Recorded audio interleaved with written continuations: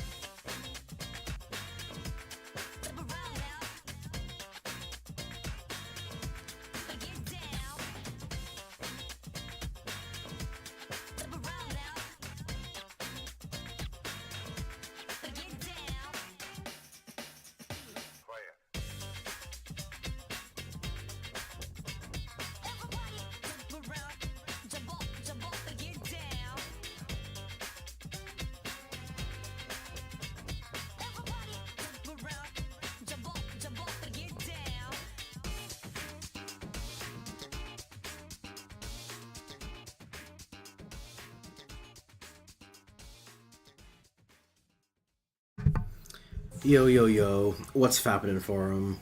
We're back with more Persona 5. Luckily, luckily the very next like 2 days after I did my palace run, were days where no one wanted to hang out, so we're just hopping right back into it.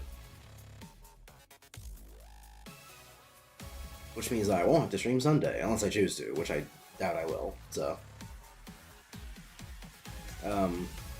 But considering the fact that we're only doing a boss fight here, I guess the question is what do I do afterwards?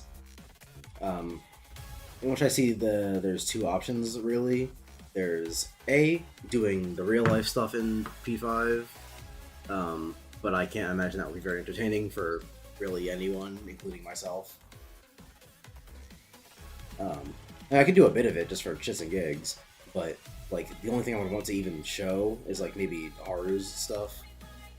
What little bit there is, but I can't even like guarantee that because you don't unlock the person you're trying to fuck in your party until after the palace that they got included into your party is done, which I think is fucking stupid. Especially in this game, because that means you can't unlock any of the skills you need for them until you're fucking done with the palace. It's not even like, I just started Haru's palace, and, you know, if I act quickly with her confidant, then I can give her, like, baton pass and stuff like that. No, you can only do that shit after the palace is done. Which, it defeats the point.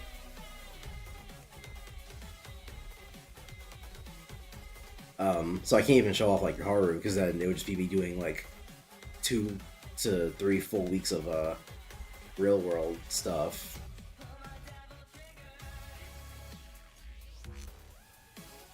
Before even getting close to... Thanks. Before even getting close to whatever we're trying to do with everyone else. I can't hit new. Oh, wait. Well, never mind, because I can. Fuck you. So, that's one option, is doing real life stuff that I can't imagine that'd be very entertaining. The other option is the MC5, because I could do another Bloody Palace run. Yeah, that sounds pretty simple. I could do like 2 hours straight of Yozora runs, but that would get grating.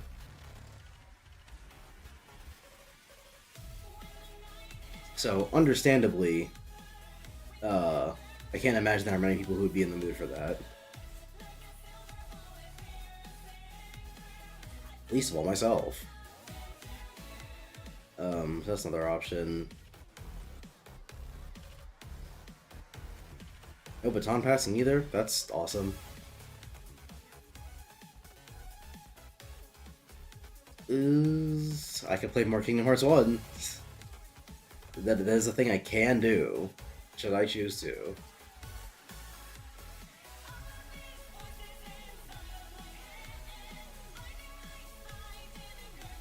That's really kinda it, I think. I'm not in the middle of any other games for streaming, so... There are games I'm playing on my own time that I could get a little bit of on stream. For shits and gigs. But I'm not even sure how many I would even want to stream. Like, there's Valkyria Chronicles 4, which I could stream in the same way that I'm doing Persona 5, in that I'm doing it to show off how bad the game is. But it's also Valkyria Chronicles 4, and that game's really boring, so... maybe not. Then there's... What else am I playing right now? I haven't started Yakuza Kiwami yet.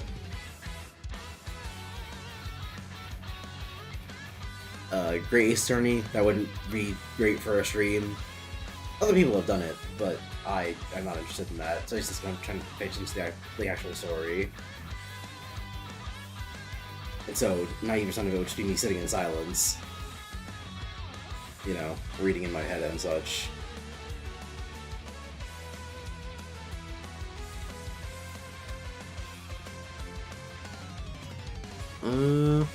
I could play some Sonic Unleashed. That wouldn't be horrible, I guess. I've got a few options. I'll figure it out by the time I'm done with this boss. Or hey, maybe if anyone actually fucking joins the stream, I can ask them what they want to watch.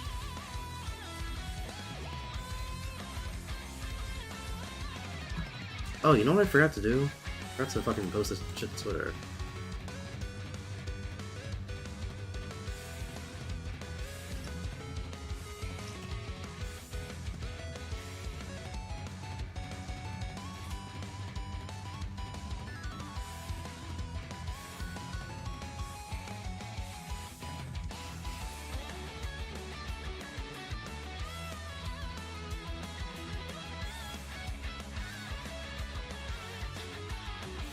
Oh yeah, then there's fucking Morgana being like, you know what, I was kind of an asshole, but you know what, my friends are my power. So I'm not gonna accept something or other. So I'm gonna slingshot it out of your hands. Ciao. Thanks, Morgana. Alright, it's time to fight him. Why did I've talked about it before on the stream, but why did they give Morgana a code name for Mona? Really none of them should have code names? Because it literally doesn't matter.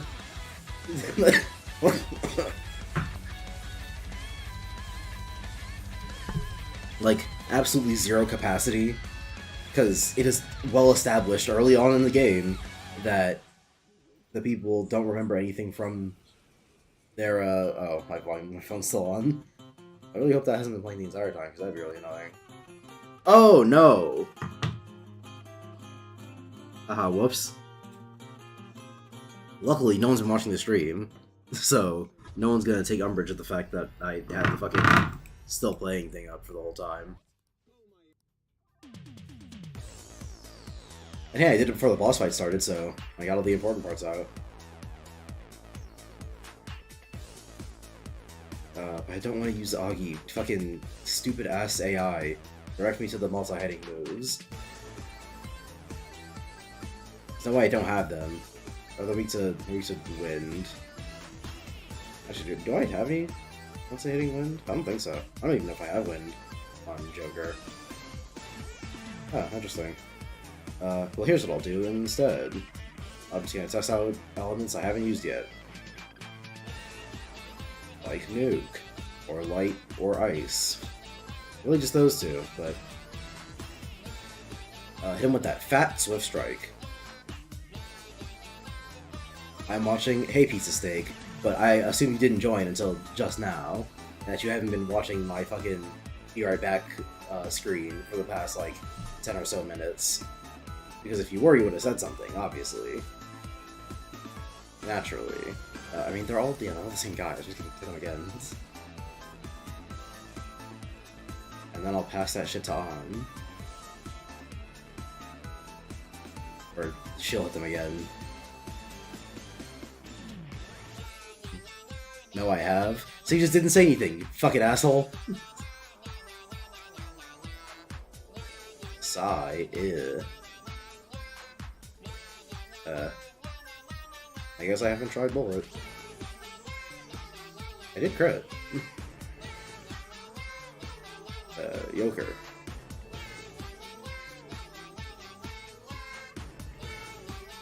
Fucking goddamn it, you stupid idiot asshole Joker. I don't know what I'm aiming at. And I hit that second baton pass to Morgana, and he just sweeps everyone with his fucking 3 baton pass Magarula. Except for the one guy, he survives that. Until, of course, Ryuji, on the 4th baton pass, fucks him up with an assault dive. You're kidding.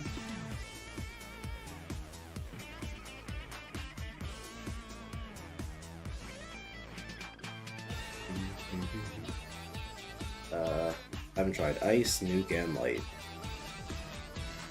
Though, you could argue that right now is not the time to be getting experimental.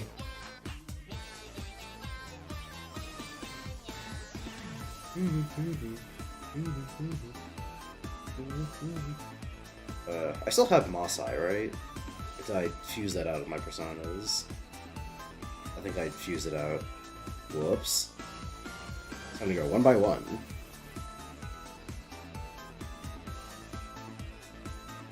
And yep, as most people are probably aware, it's robot time. It's where you fight the robots. Can we please change the music? Fine. Great Cat Village is a hype song, but if you really hate it that much...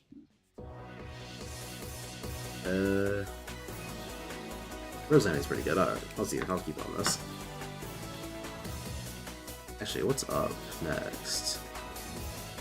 Oh, it's not a random. Whoops. Or shuffle, whatever.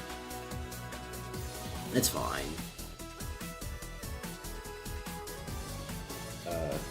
No, I'll attack? The hell?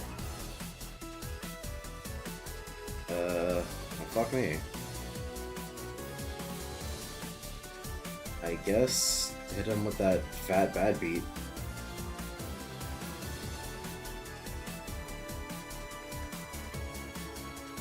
Miracle Punch. Okay, but what if? Might as well try. Killed anyway.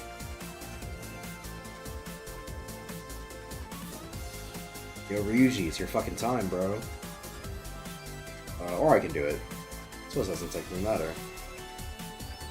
Mazayunga.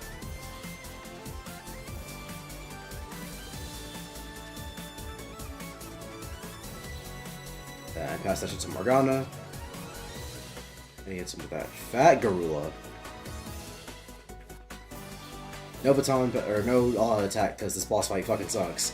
Ryuji hit him with a fat Swift Strike. Kill 2, not bad. Bum, bum, bum.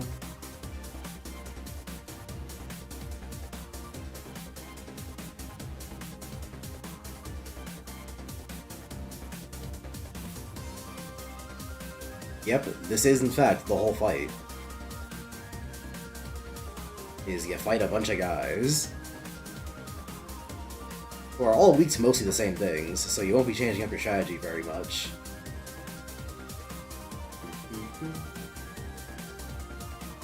Just finished Chapter 9 of Celestra. Good for you. I hear that game is pretty difficult, to say the least.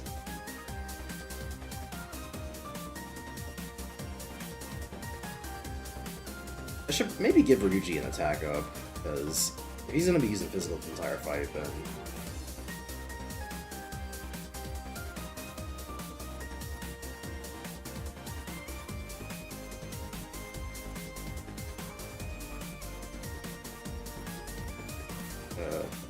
who's my highest physical?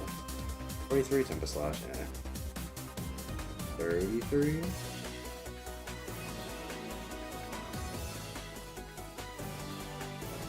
I could use a Megiddo, that's actually not bad.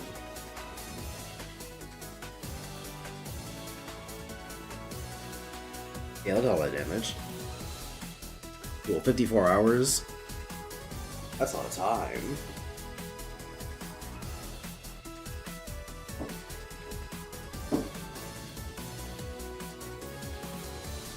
So at least it's on the game that you like. The last game I spent like 54 hours on was motherfucking Yakuza 0, and I don't like that game.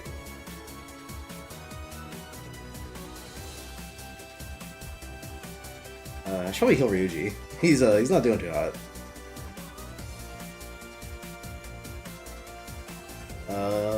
Time to spam one-shot kill. As I said.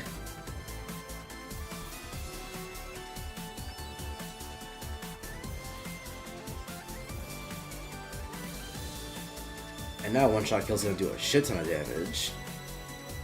Oh yeah, also I reflect physical. I am that motherfucker who reflects physical.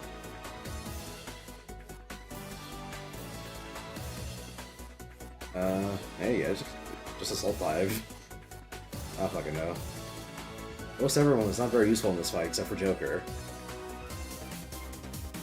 Honestly, I happen to have the specific elements that you need, which is mostly this party except for Han. Even that's not necessarily true. I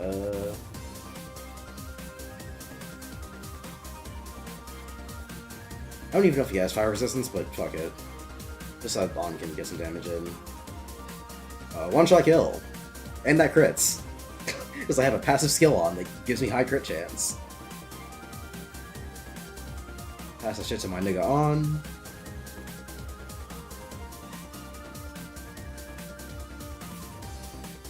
$286? That's not bad.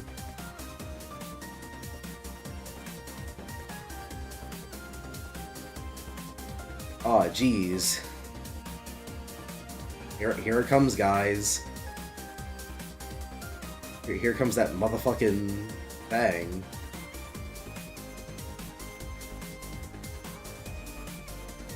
Damn, crits too. Joker, fucking kill him.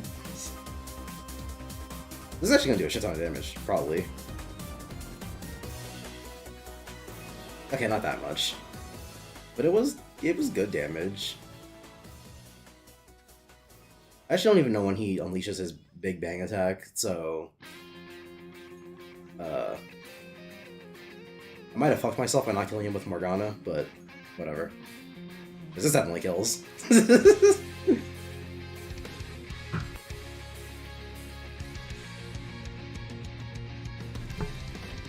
And there we go, the fight's over. 20 minutes left. That's certainly something.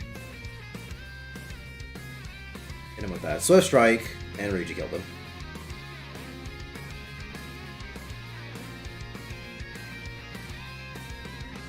This is what I meant in the last stream when I was like, you know, calling this like the worst fight in the game feels a little bit off. Because nothing happens in this fight. It's you kill a bunch of guys and you kill one really strong guy.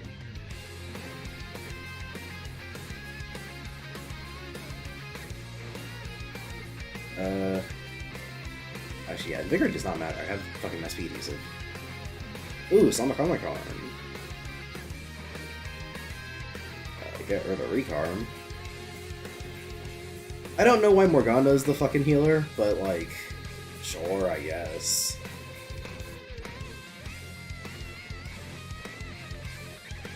Sorry, Haru, you're not gonna be getting a lot of time this time. Or actually, probably more time than usual.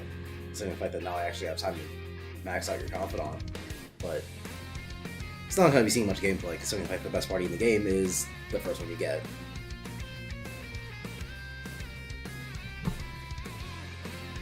Because as previously stated, Morgana's the best healer, Ryuji's the best physical, and Nan's the best mage. Everyone else has niche uses at best.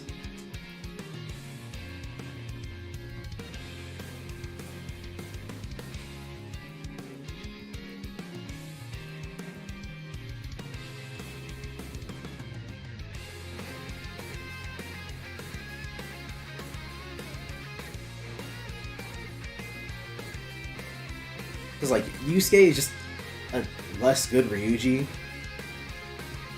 Partially because Yusuke is more a single target than Ryuji is, but Ryuji also has good single target damage. So, why would you ever really want Yusuke? Who else even is there? Makoto. Makoto's like... Makoto's a different kind of support unit, because Morgana's support in that he heals, but Makoto's support in that she buffs, and is sort of like pseudo-protection. But why would I ever want buffs in a game like this? Like, buffing my attack or defense is not going to help me if I get one moored into a party wipe / despaired. Like the thing that happened to me in the last stream. For example, like, the defense up was not going to help me there.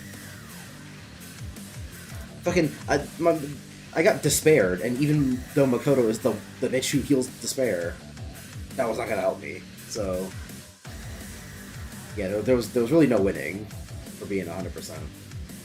Fine, I'll go to sleep.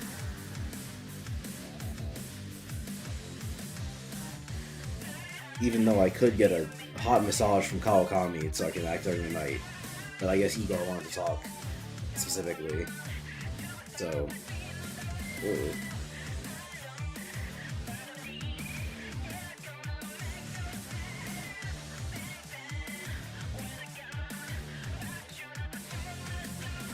Oh right, I'm supposed to look up when's the latest I can fight the twins. Because that's something I plan on doing since I'm on New Game Plus and all. When is the latest?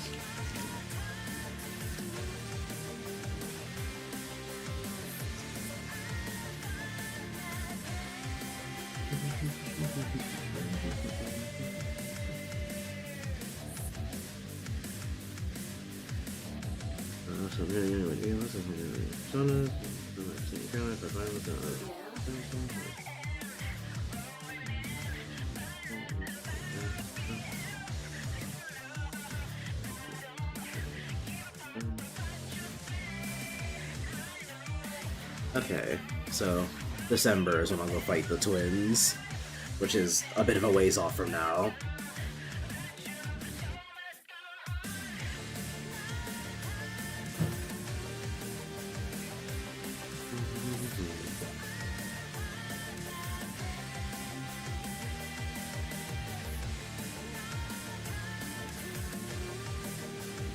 So yeah, we did that in what, like 30 minutes, if even.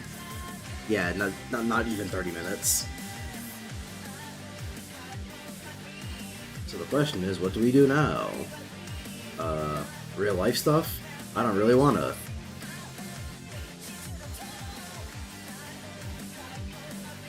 I'll do all that shit off stream, like I usually do.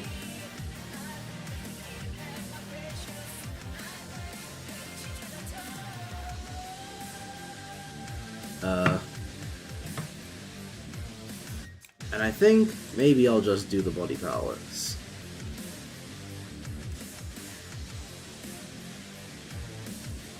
Because, like, I don't really want to play Kingdom Hearts 1 on stream. Not that I don't want to play Kingdom Hearts 1, but that the next thing I'd be doing in Kingdom Hearts 1 is Alice in Wonderland, and that shit's boring. So, you know how it'd be. And a Yozora run would last us next, like, 2.5 hours for the stream to go.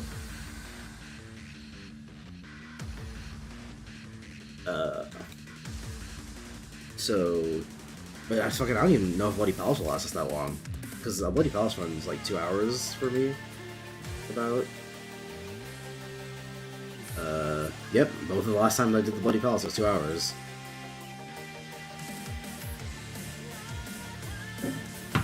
So,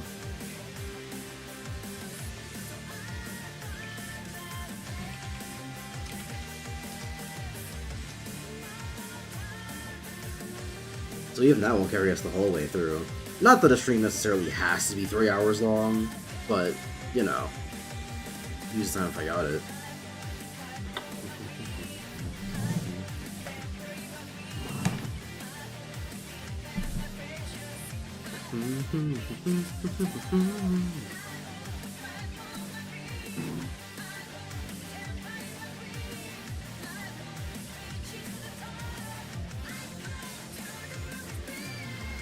In terms of other games to stream, because, you know, I've done Persona 5 back-to-back now, when that wasn't usually the plan. I'm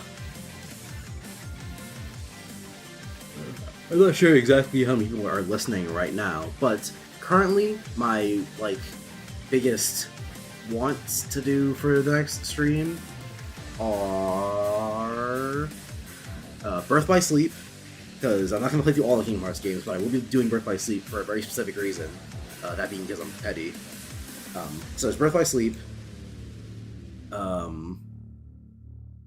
King Knight in Shovel Knight, King Knight's campaign specifically, because, like, yeah, I could do the other campaigns, but I like King Knight the most, so, I'd be doing that one, like, New Game Plus or something.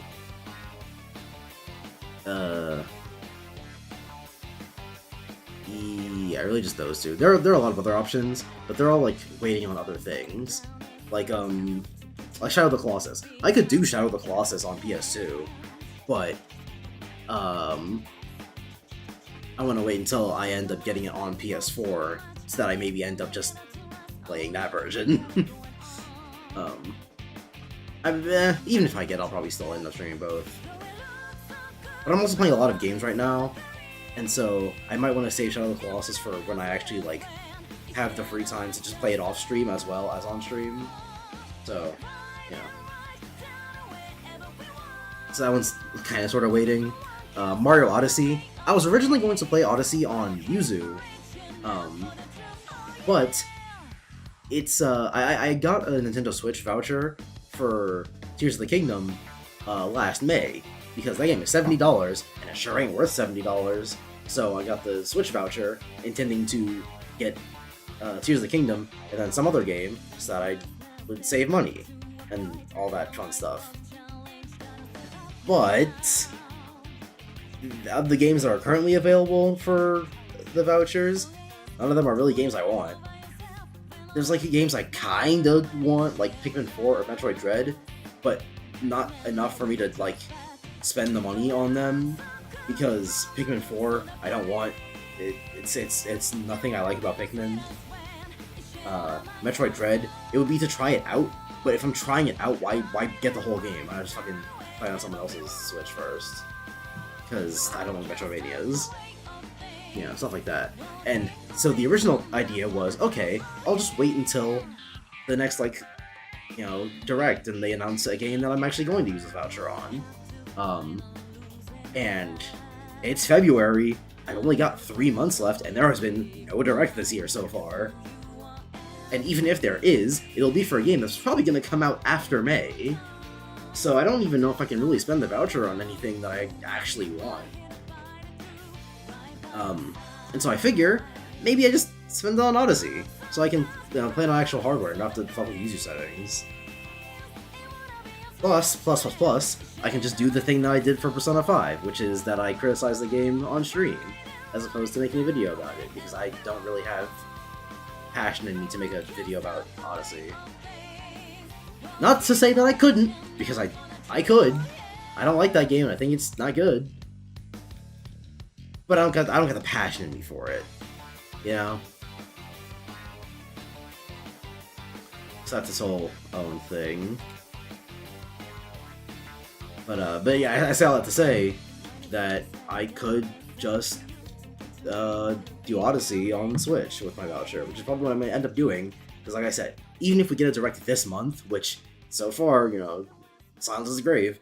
But even if we get a Direct this month, it'll probably be any game I end up wanting will end up coming out after May. So I guess I can't guarantee that, so I shouldn't like say that definitively. But let's not kid ourselves. I would never be so lucky as for them to announce fucking Fantasy Life 2 coming out in what's it? In like April.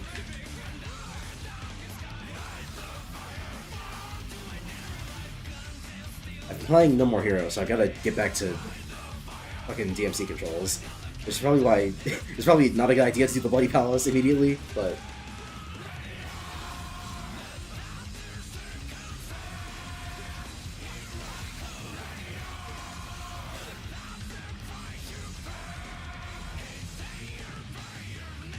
what else do I have lined up in terms of like ideas that are waiting on things?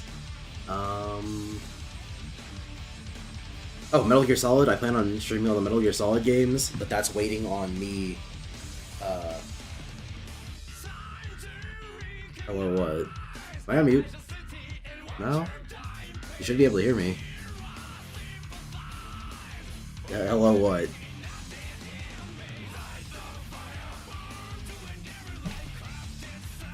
And, the game is definitely playing. I can see it on my phone. I think. Yep, no, there it goes. Fuck me! I was hoping the singer would hit both of them, but...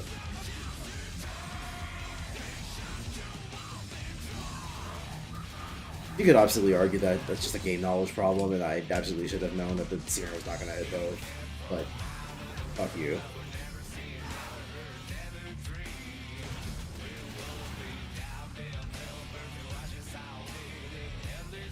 My chat texts were not showing. That's weird.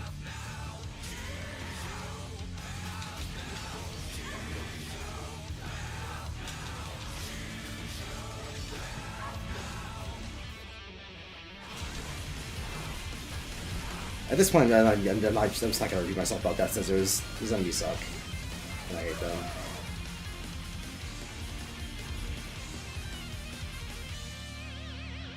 Which, you know, that becomes the unfortunate part about streaming the Bloody Palace over and over again, is that I eventually end up repeating a lot of my same points about DMC5, which end up naturally coming up because obviously I'm playing DMC5 and I play the game I'm talking about. Or I'm going to talk about the game that I'm playing, rather.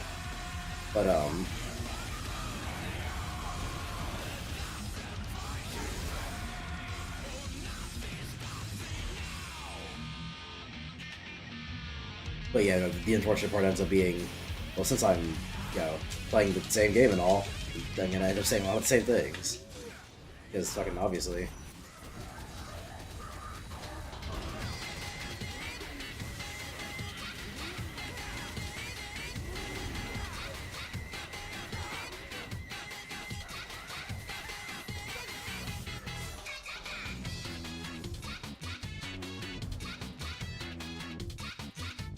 What was I just saying? Fucking. Oh yeah, MGS. So I was planning on streaming all the MGS games, but and you know, originally I was gonna emulate them because fucking of course. But then I remembered, oh yeah, there's the MGS Master Collection, which I originally wouldn't even consider, except for the fact that it actually got a patch to make Metal Gear Solid 1 less ugly.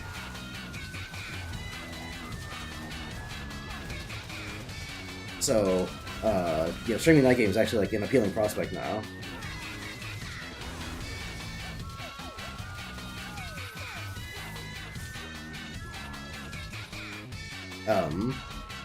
But, you know, my only options for getting it are on Steam, which I'm not, like, extremely opposed to. I own a lot of games on Steam, but I figure if I'm going to be getting it, I might as well add it to, like, my physical game collection.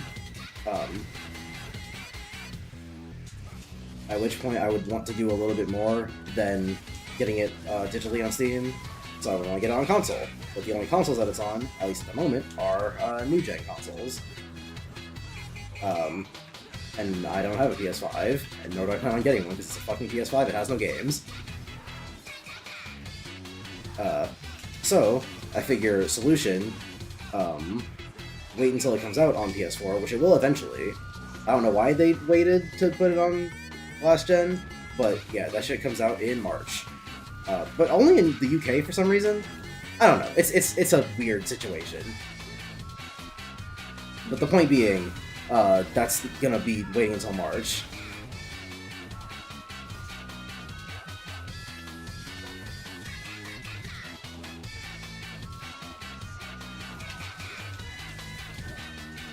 Oh, okay. I didn't realize that was the fucking attack they were doing. I don't think I've ever seen that one before.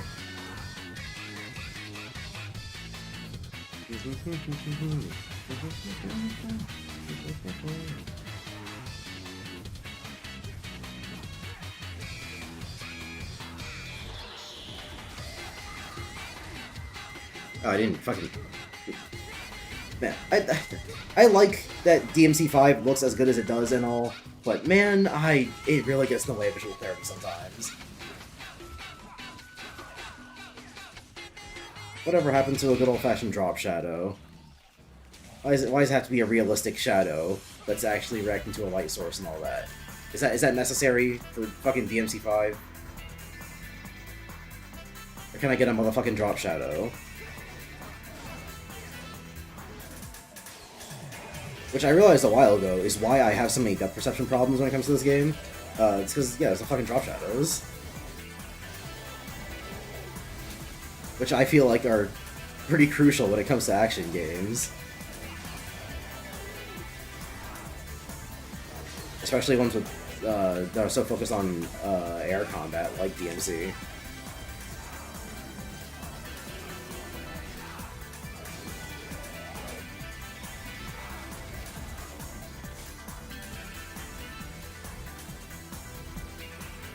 What's a drop shadow? It's basically in games whenever there's a shadow right below you. So like in this game, you can't really see Dante's shadow because it's like actually reacting to a light source. I'll show you when I kill these guys.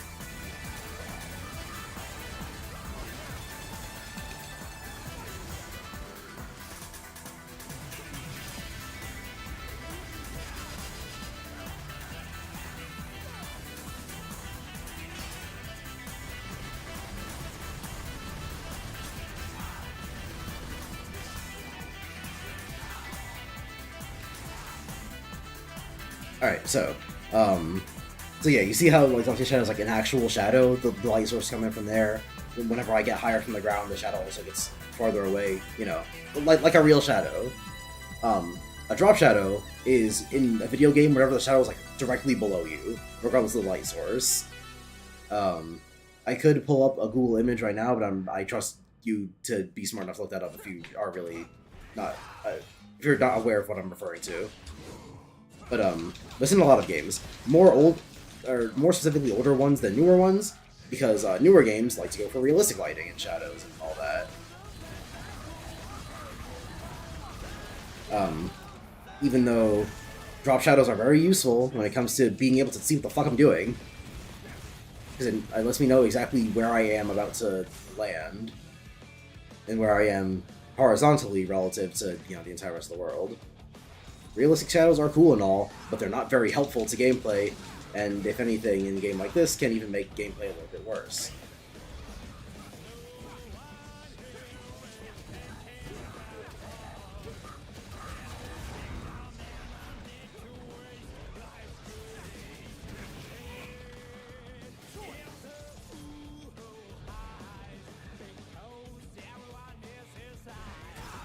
But yeah, that's that.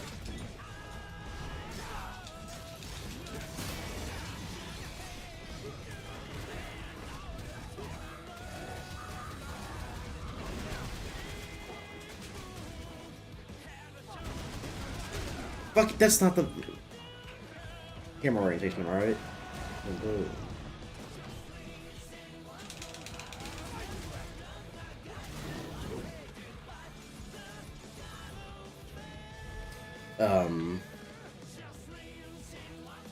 Right, Metal Gear Solid. So yeah, they're not releasing the Master Collection on old gen until March, which means that I'm not going to be streaming them until March. And even then, I've run into the problem a little bit when it comes to MGS4, because that game has not had a re-release. That shit is only available on PS3, which I don't own. Which means only two options are, or three options, I guess, technically, are number one, number one, just don't play MGS4. I just fucking skip it. Which I'm actually not entirely opposed to, because I fucking hate MGS4. I don't like that game. Which you may or may not have been able to glean from my video about the Metal Gear Solid games. Fucking, what's an attack and what's the... It's getting really hard to not just repeat everything I've already said about this game from the other two runs of this I've done. Because fucking Christ.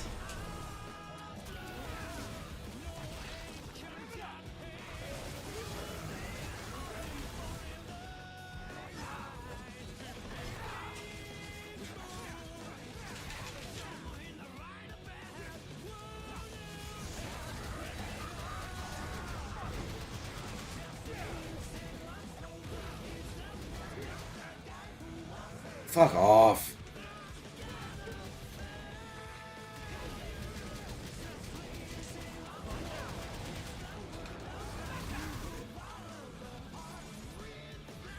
So yeah, first option is just skipping MGS4, which, like I said, not entirely opposed to, because I don't like that game.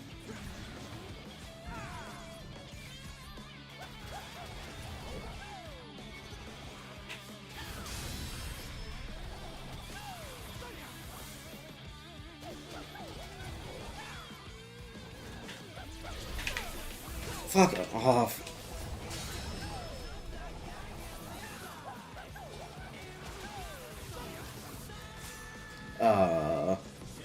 Second option is to emulate MGS4, which, you know, it would work. You can emulate MGS4 on RPCS3. However, the difficulty comes in the fact that emulating MGS4 on RPCS3 is very, very slow. The game will work, however, them loading screens get long.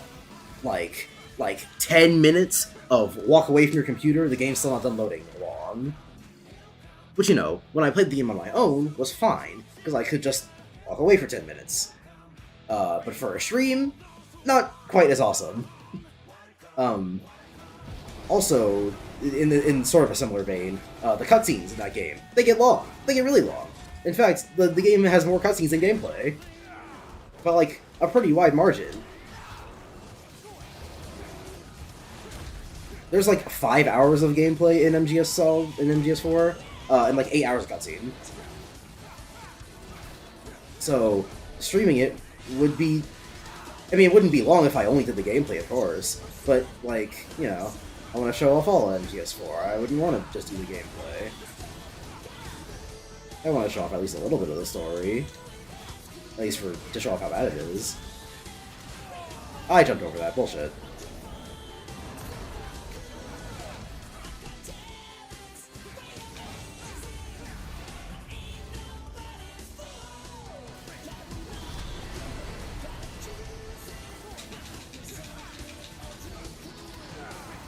Okay, I think I'm just gonna stick to Trickster for this, because I'm fucking tired of him hitting me in the middle of bullshit with his big-ass hitboxes that never fucking work.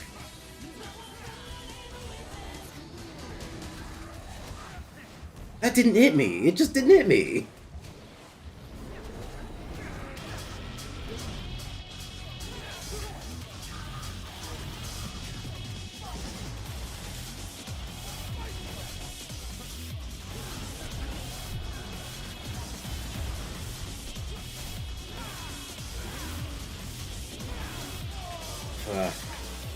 That's my fault for jumping, but fucking...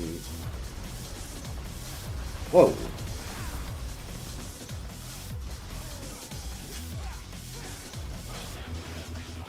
But I don't like that. Sometimes I just have to guess whether or not he's gonna keep swinging or if he's gonna do something completely different.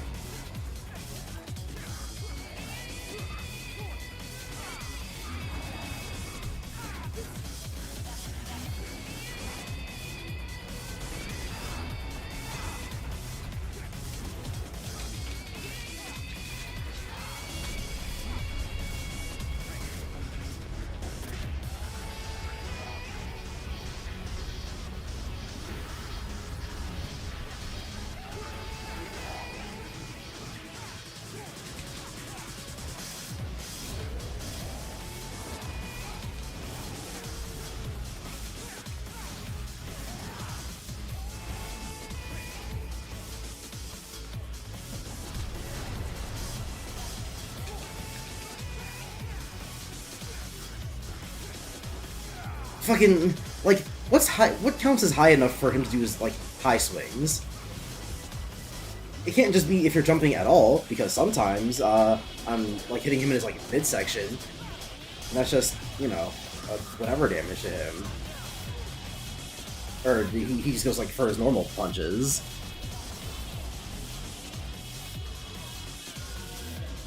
I don't like Goliath all that much, at least not with, any character except for Nero, which... Like, it's kind of how bosses work, I feel. That Goliath is Nero's boss, so I feel like he was designed with Nero in mind, but whatever.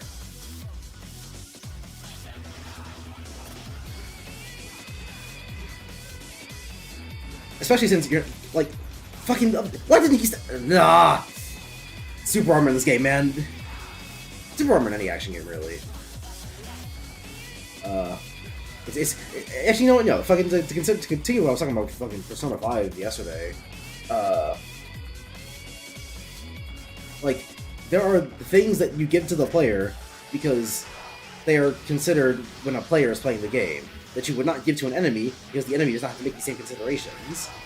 Super armor makes sense for the player, player's case, because a player may have to dedicate themselves to a move that, you know, they don't know 100% of, like, the results of yet.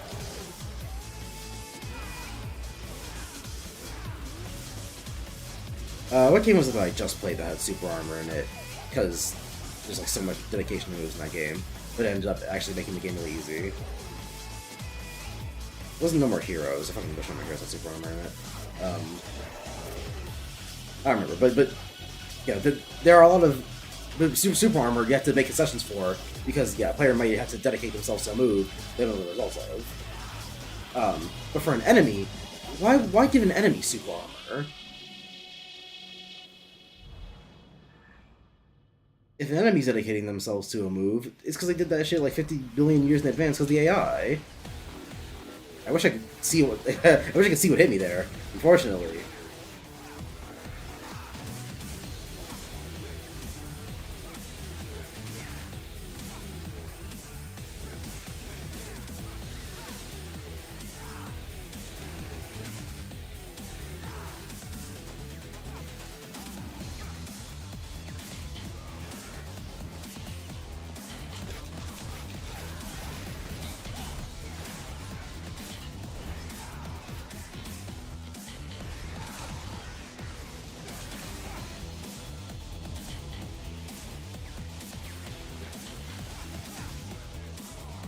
talk about the Mario and Luigi series instead. Sure. Wouldn't gotten hit if you were goop. Listen, man, if we don't stop the goop glazing, which is ironic because the whole goop thing, but.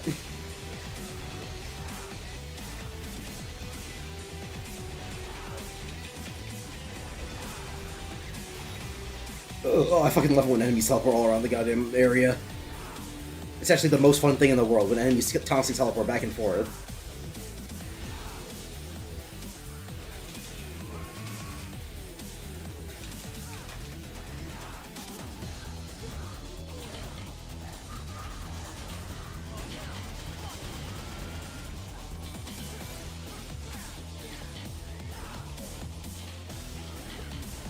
Fucking Dante aim?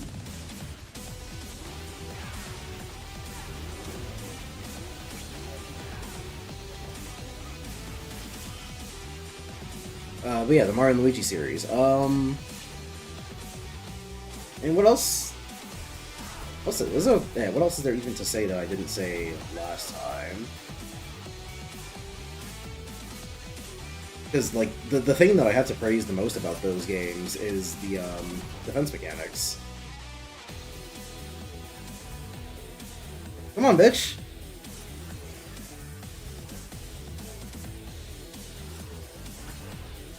Oh my god. Are you waiting for an invitation? I'm just gonna. Oh, of course, as soon as I start attacking other guys. Literally the second I start attacking the other guys. Fucking, oh.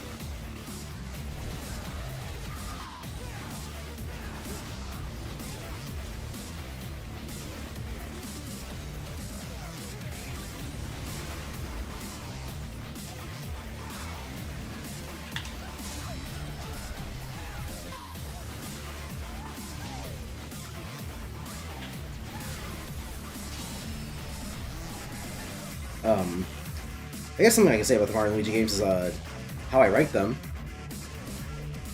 Except for Purchase in Time, because I haven't played that one.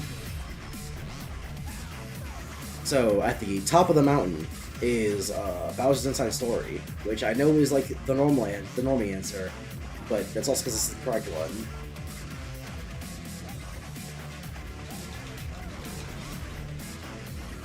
That game's really good, unsurprisingly.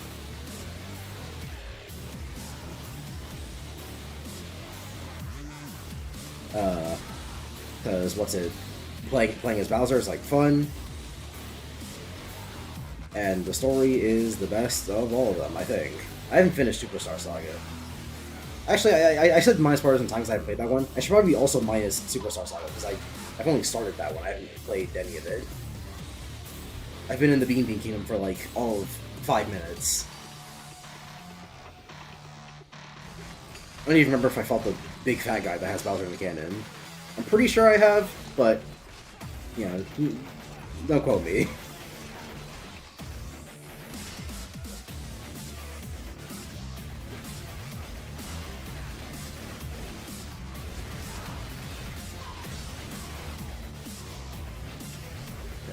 So it's really just the later 3 games I played.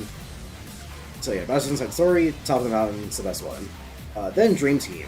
I liked Dream Team a lot as a... Who swung? I thought they were all, like, in the middle there, whatever. Yeah, I liked Dream Team a lot as a kid, because it was the first Mario and Luigi game I played, so it very much had the nostalgia factor going for it. But I replayed it recently. It's, that game's long. That game's, like, really long. Like, way longer than it should be long. Like, I'm not trying to hit us with a long man bat or anything, because long games are cool and all, and it is an RPG. But it's like too long. Like a lot of stuff in that game is you retreading area. It's not great. Hey, Buster.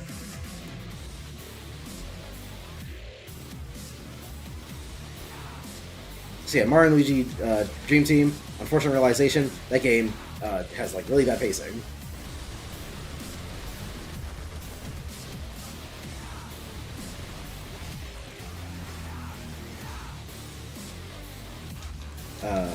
but it's still second place in terms of the games I've actually played because it's still in front of Paper Jam, which again I know is like the popular answer, but it's also because it's the correct one.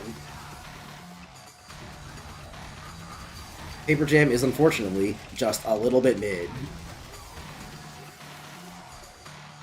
Which is unfortunate for being like, you know, crossover between Paper Mario and the Mario and Luigi games.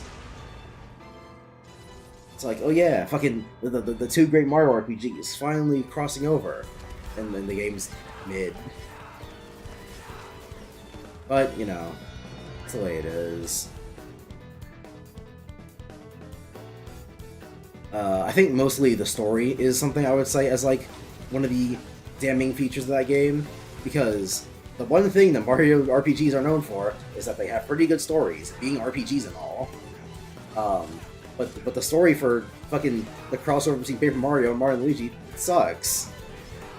It's like there's a book that contains the Paper Mario universe, which confirms the Paper Mario universe as being a sub-universe of the Mario and Luigi games.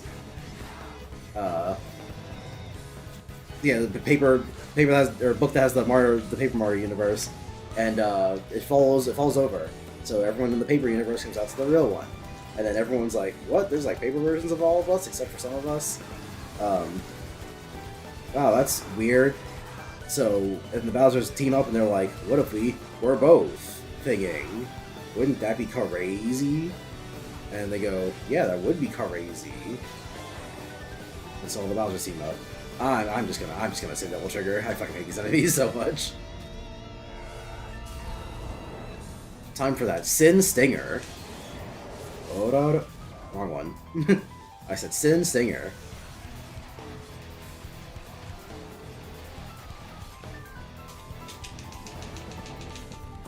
And then I hit him with that Fat Judgment, which is a fucking screen clear. Which, like, you know, good for me. Oh. The desert cart thing was pretty boring. Yeah, that's one of the things I would cite as an example of Dream Team having bad pacing, is that stuff like the desert cart just takes too long. Like, it's not a bad idea. Fucking, you know, you got the drill on the fucking hammer. Alright. You got the drill on the cart and shit. You know, good idea and all, but it just takes so long. And you gotta go through, like, the entire fucking desert. Why, man? Well, why the whole thing?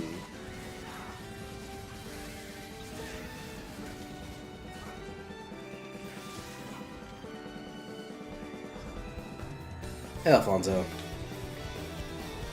So yeah, Paper Jam is a pretty boring story, which is unfortunate, but it's part of what makes that game so mid.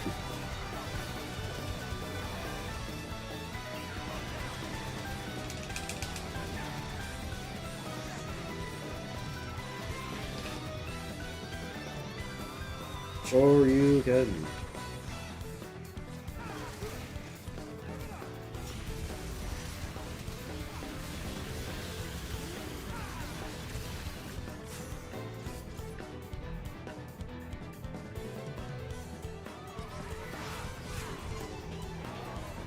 Classic Sin Singer, or Classic Sin Scissor Super Armor. Oh, that shit, alliteration.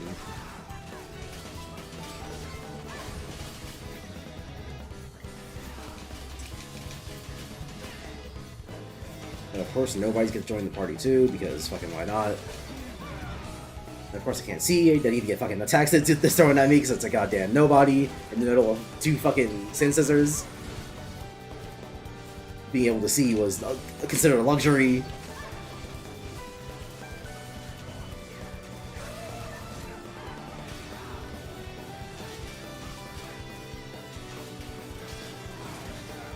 Thanks. My absolute favorite thing in any action game is when I'm in the middle of attacking one enemy and a different enemy interrupts me. Because both of them have fucking super armor.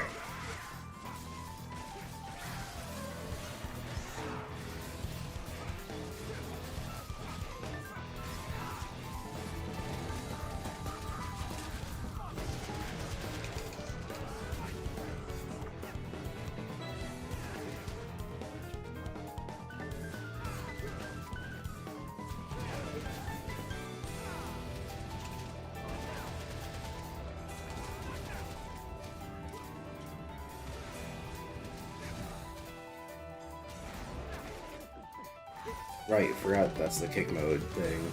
Oops.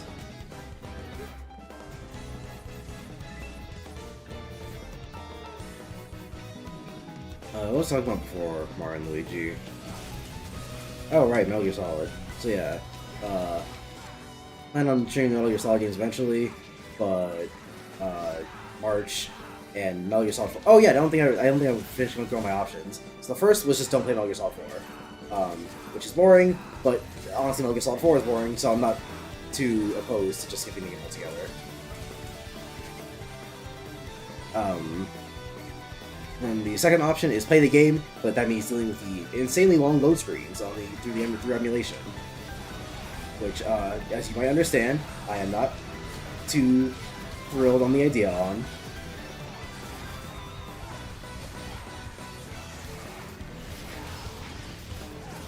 Fucking Christ, get out of my way! I hate it in video games and I can't see the things that I'm doing.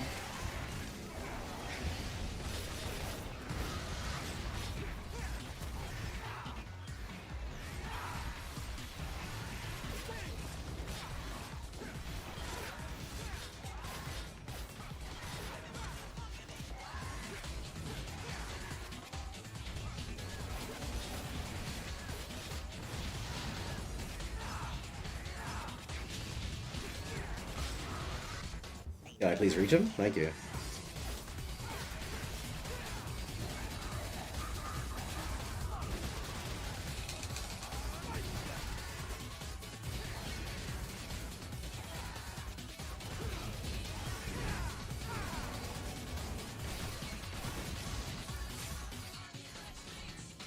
And then what's the third option? Oh yeah, then the third option is just waiting until the second Master Collection comes out that'll have MGS4 in it. Hopefully. Because that's not a guarantee.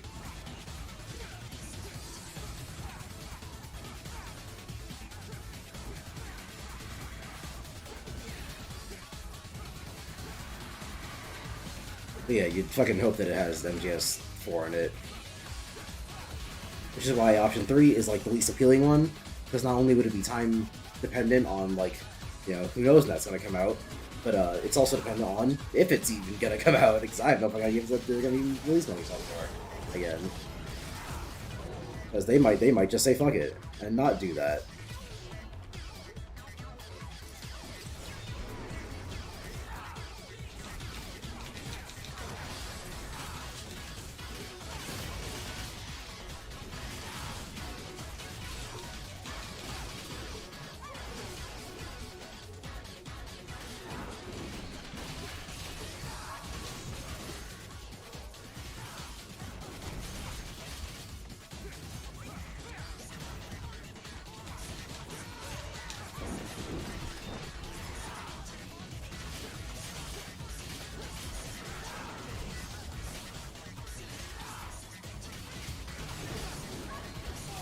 Fucking, if only I could see! If only I could see! If only I could see!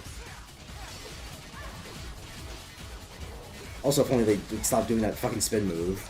That shit is so goddamn obnoxious. It's like, hey, were you having fun fighting the enemy?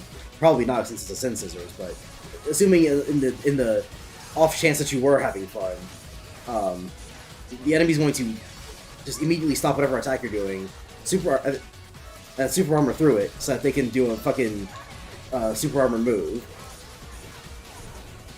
Because you dared to attack them in the video game. Like such.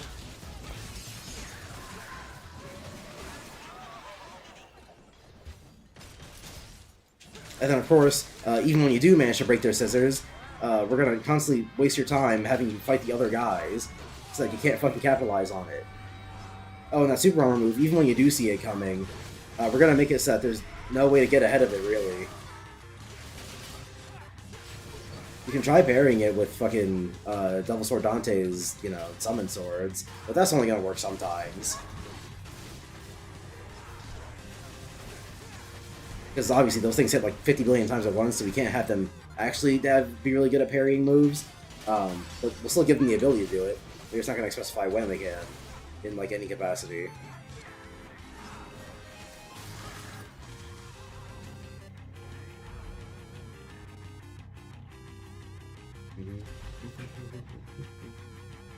What would you give this game on a scale of poo-poo to masterpiece? DMC5 is like 9 out of 10, which I feel bad about because from a technical standpoint, MGS5 is like MGS5. DMC5 is really, really good. And I don't mean technical like, you know, graphics and such. I mean like from like what the game is. It is a refined action combat experience and all that fun stuff. And it's really good at being what it is. The story is, well, the story is as good as it can be for a DMC, a DMC game that is trying to actively retcon half of DMC's continuity. And I mean like retcon. Like, not Naruto retcon, where it's like, oh yeah, the Nine-Tailed Fox, like, Naruto's actually supposed to be a hero to the whole village. No, I'm talking about, like, this guy who was white before, yeah, he's black now. Because, I don't know. But basically, to make a long story short, DMC5 does a lot right. And, you know, I complain about things like annoying enemies here, but that's only because in something like the Bloody Palace, I am forced to deal with every single enemy in the game. This is not nearly as much of a problem in... Alright. This is not nearly as much of a problem in the story, or even in the hard difficulties, when you have to fight more of the difficult enemies earlier.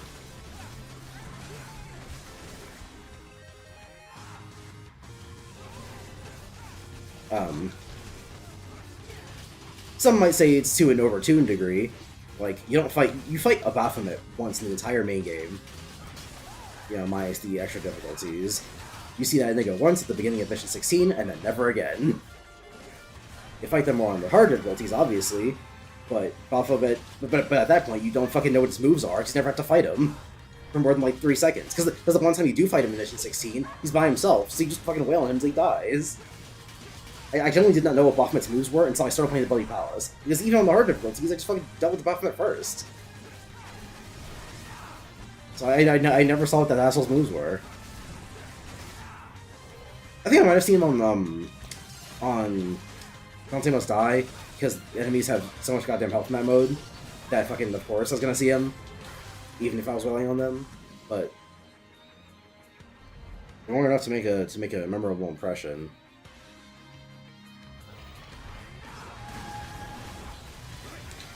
Unfortunately, I'm gonna need Trickster for this fight, so... no Swordmaster combos this time around. Until I knock her down for fucking... for that one move.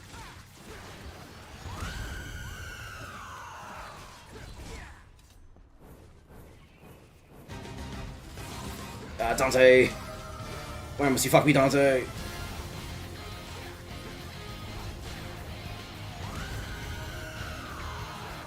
Why is he not doing the teleporter sometimes? I'm gonna be holding forward in teleports. Fucking, I hate that move so much! You literally cannot react to it if you're fighting her in any capacity. It's literally just you're hitting her, and then boom, missiles.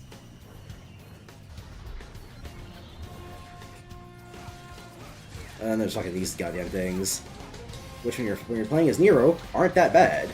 Since when you're playing as Nero, you can just fucking lock onto them, and then, you know, do what you're supposed to do. But with any other character, you just sort of have to sit there and take it. Like the big fat asshole you are. Right, I'm not a Swordmaster. Fuck. I forroar.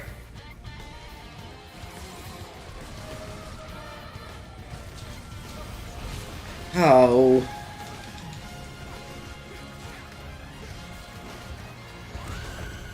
This boss sucks even when you're playing as Nero. So when you're playing as a character who absolutely is not designed for it, it gets even worse.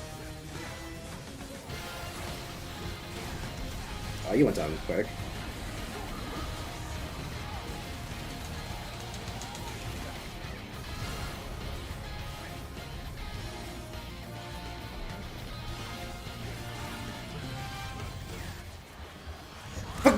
What? Why did I dodge into? I didn't even kind of hold that direction.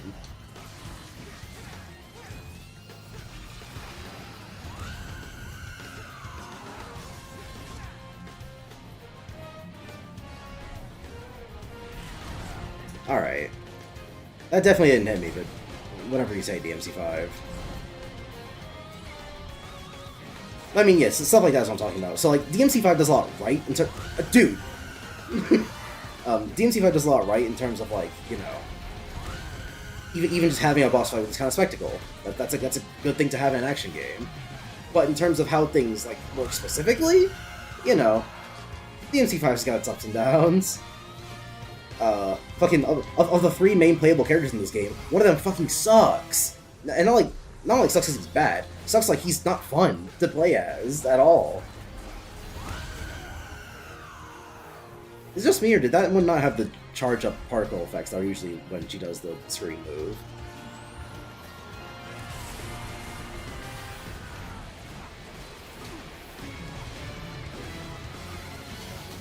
I wish I could see the guys who are peppering me from behind, but you know.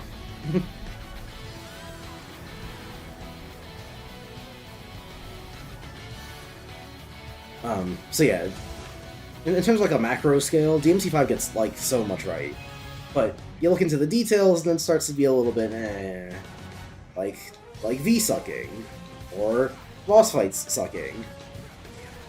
Like DMC5 has like 2 of the worst boss fights in a good game I've ever played. Because like, you know, DMC5's got, or DMC as a franchise has got some pretty bad boss fights in it, obviously. It's like part of the whole franchise's boss fights. But, like, most DMC games suck. Okay, no, I shouldn't say suck. Because it's 1 and 2 are bad, 3 is alright. Or sorry, 3 and DMC are alright, and then 4 is good. But, like, the vast majority of DMC games are not as good as 5, is the point I'm trying to make. So, like, in terms of 5 actually being a good game, it sucks that it has so many bad boss fights in it. But man, there sure are a lot of bad boss fights in this game. Like Gilgamesh. Which Gilgamesh is weird to me because like Gilgamesh doesn't even make sense in like the story. So it wasn't like, well, you had to fight Gilgamesh, so you know we just had to come up with like some boss mechanic and that ended up being like that or whatever. No, you don't have to fight Gilgamesh. They could have just taken Gilgamesh out of the game, and it would be a better game for it.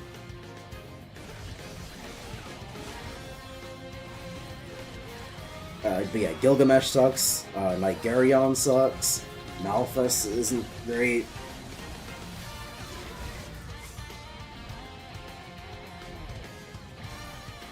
It's a whole thing. But the point being that, you know, DMC5, for as good as it is, it definitely has its downs. So, it's, you know, it's 9 for all the stuff it gets right, and it would be a 10 if it didn't get those few things wrong.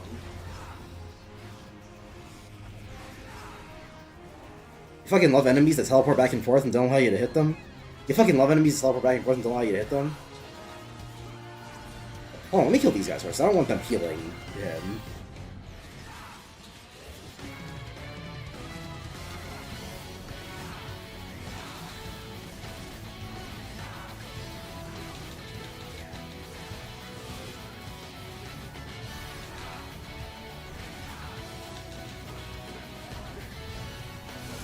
Oh, that's awesome, actually. He teleported away, but he didn't really. He was his fucking lie. Like a liar.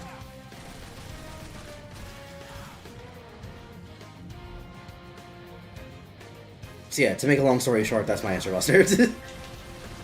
That's my long, protracted answer to your question of how good is this game.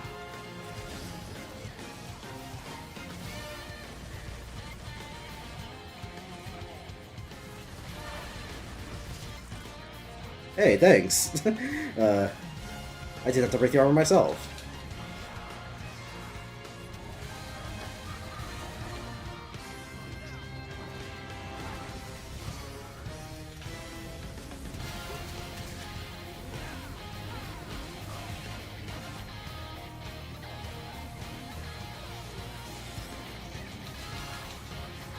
Yeah.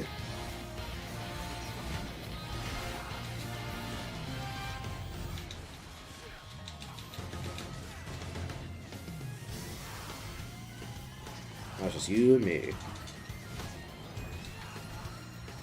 Ooh, 2 jumps. That's new. Ooh, 3 jumps. That's new.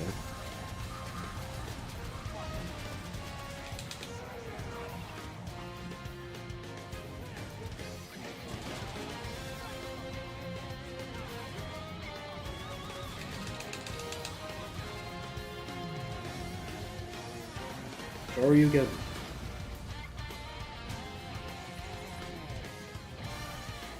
Does it feel weird to talk on stream when no one is watching? Not really, no. Because, I mean, when I started streaming, I had an even smaller audience than I do right now. So it's not like I was ever at a point where I had a bustling viewer base or anything. Now I have more viewers because of the whole, like, Metal Gear Solid video popping off and all that. Fucking...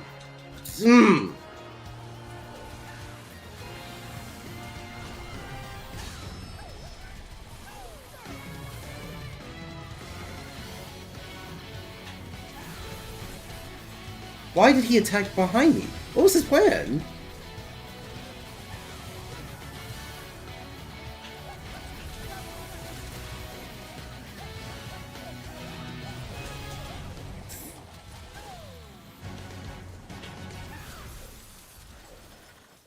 Oh, I guess he got hit by the lightning ball.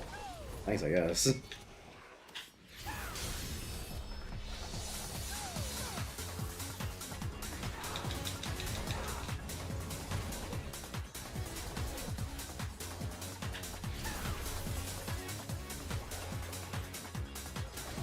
No parry. Thanks.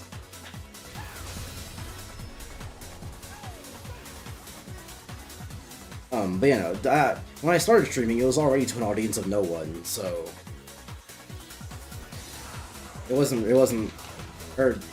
really that weird back then. Maybe a little bit, but by now I've gotten used to it. Because I'm a guy with 100 subscribers or 150 subscribers on YouTube. No one was watching my streams then. No one's watching my streams now. At least not a lot of people.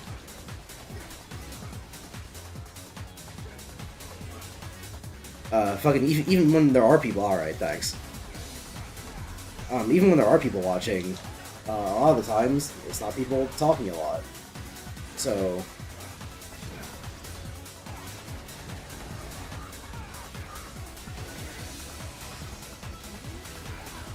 at this point, I'm used to having to try to come up with something to say.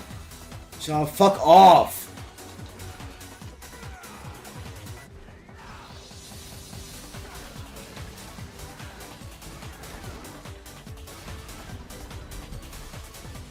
In the sense that I gotta sit here and pretend I'm talking to someone. Which already isn't that hard for me, because that's kind of how I think out loud anyway. I think as if I was kind of talking to someone. Which, like, you know, I don't know how unique that is, if it is at all. Because what's it, you know, obviously people think out loud, but I feel like for a lot of people, thinking out loud just means, like you know, what it says in the tin is you are thinking, but you are saying the thoughts out loud. But when I think out loud, it's like as if I were talking to someone. You know, it's like, it's the difference between, you know, I'm sitting in class, obviously I'm not going to be talking out loud to anybody. I'm thinking to myself, in my head, I need to go to the supermarket today. That's awesome. I need to go to the supermarket today. Whereas if I were alone in my room, and I'm, like, you know, keeping track of my thoughts, so I'm thinking out loud, I would go, we should probably go to the supermarket today. Which is some schizophrenia behavior, I know, but it helps me think. It helps you think.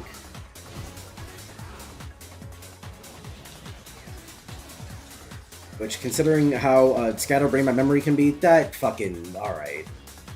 Like, I won't dispute that the hitbox definitely came up to me. But fucking, I just find it annoying that it would even come up to me in the first place. It's like, oh yeah, on the other side of the enemy.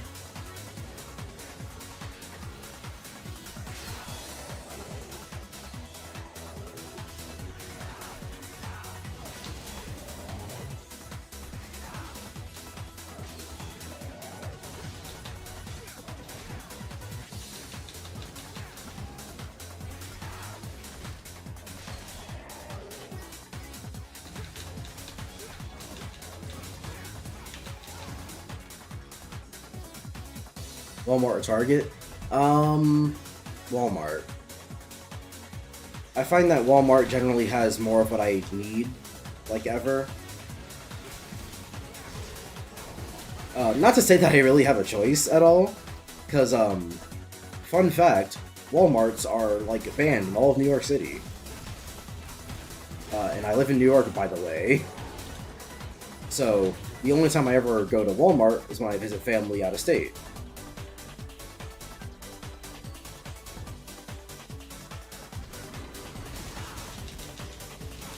So, I really don't have much of a choice. And you might argue that the only reason I even prefer Walmart is because of fucking, newness bias. I forget what it's called. Oh wow, he was not stunned for very long.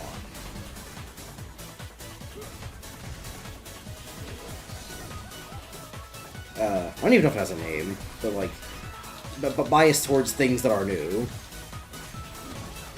I don't know what to call it outside of just that thing people do. They like new thing more than old thing. Novelty.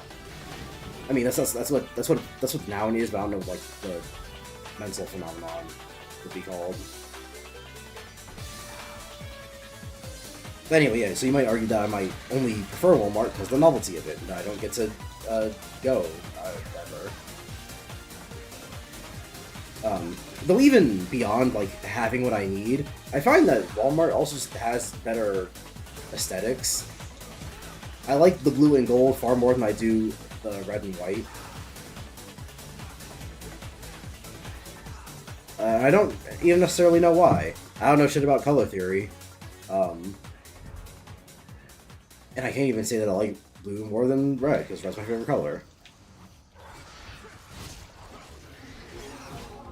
I should just pop this.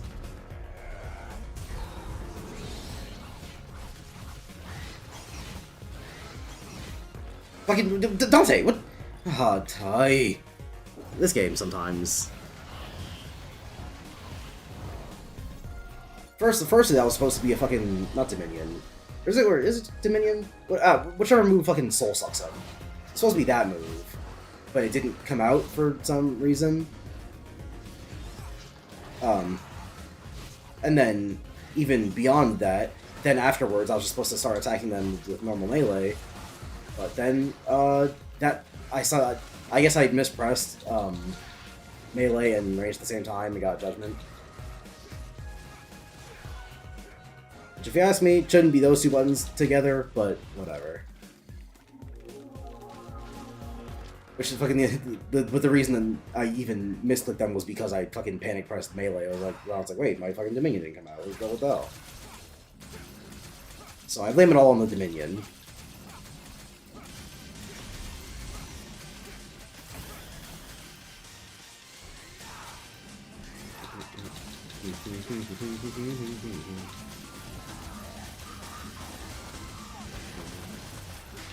I feel the ice.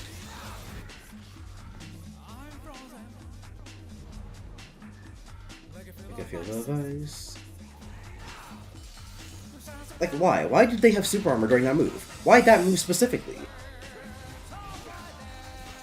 And why have it at all? It's like, well, yeah, the fucking Hellkina's charge-up move. These aren't Hellkinas, I don't think. Or maybe they are, I don't remember. Fucking, I can't be bothered to remember DMC enemy names. They're the Scythe guys. Or the Reapers. There's the Reapers, the Bats, the Fire Bats. The Club guy, not Club, like, Butcher Knife guys. There's the Ant Lions. There's the Magic Mans. There's the Death Scissors, which, you know, that's their actual enemy name, but they're the fucking enemies that kill you and have scissors. They're nice and hard to remember. Like, the only reason I remember Baphomet is because I specifically remember this enemy's name. Otherwise, it would just be the purple magic guy. Or the fat magic guy. To separate him from the skinny magic guys.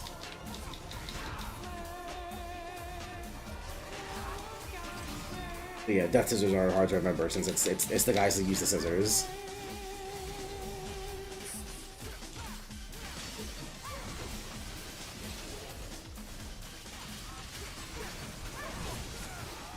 That's awesome. Like, the one way that I reliably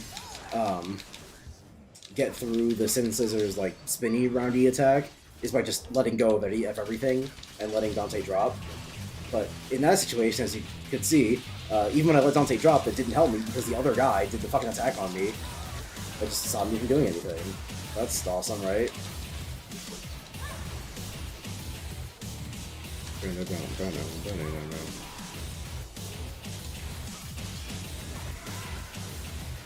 This music is from Yakuza 0, a game I just finished. Didn't like it all that much, which I'm pretty sure I said earlier, but it bears repeating.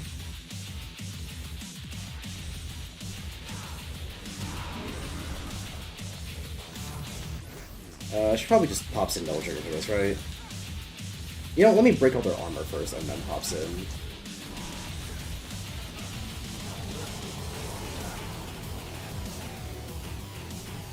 Case in point.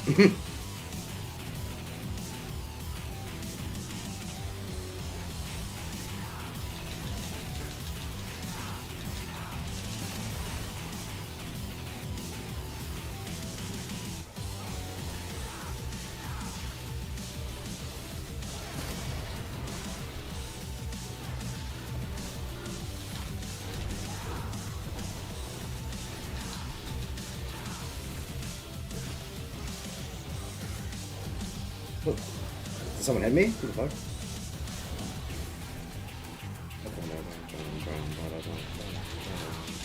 Oh, he's still going. There we go. It's Sin time. Sin Stinger.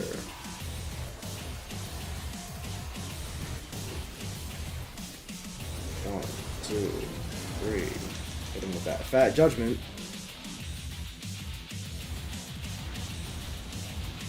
This might not even kill. Actually, no, never mind. It definitely kills.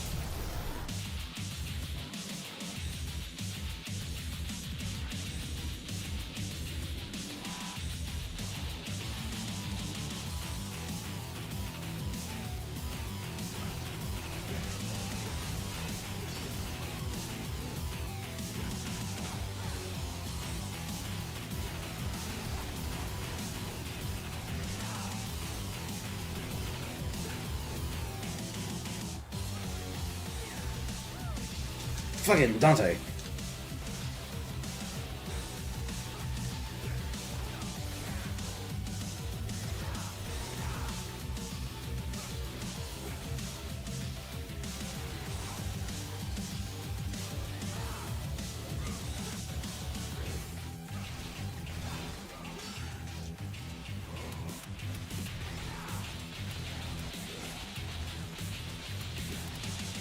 This is what I'm talking about when I say that, like, realistic lighting is not necessarily good for an action game.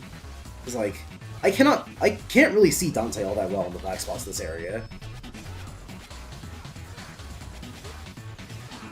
Or these guys. It just starts to get real incomprehensible at certain points. And it's really annoying.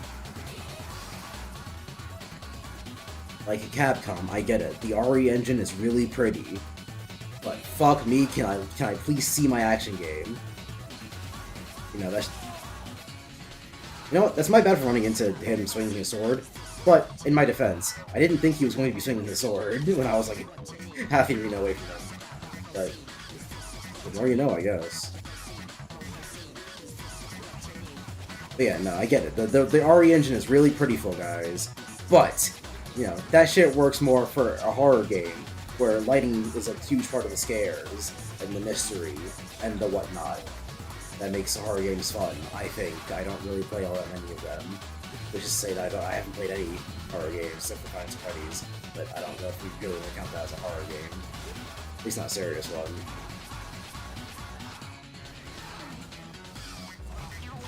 Actually, no, that's not true. I played like an hour of Resident Evil 2 Remake.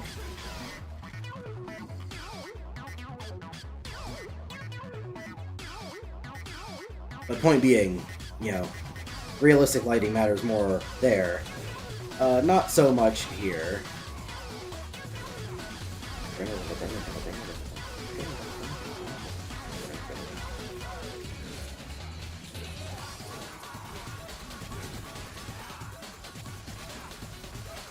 Isn't it fun fighting enemies that have, like, infinite super armor? And the only way they can be fucking broken out of it is with a parry. Like, I get it, you know, the game wants you to get good at parrying for that. But the problem is that I'm in the Bloody Palace. I don't have time to sit here and fucking, you know, eke out all their parry timings. I gotta get out of here in the next 30 minutes. And I don't have all the health in the world to do it. And then even when I try to parry, you know, stuff like that happens sometimes.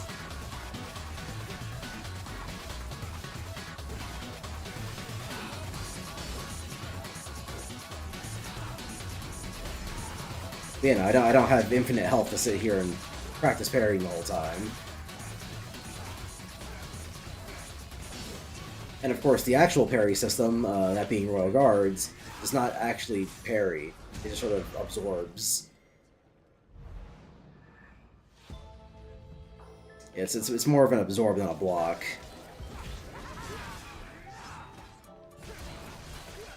Ooh, my thumb is starting to hurt. Which I don't know if it's because Alright. I don't know if it's because I've been playing a lot of games this week, or if because I'm playing DMC5 particularly aggressively today. Because it didn't hurt the last time I did a Bloody Palace run. At least I don't think it did.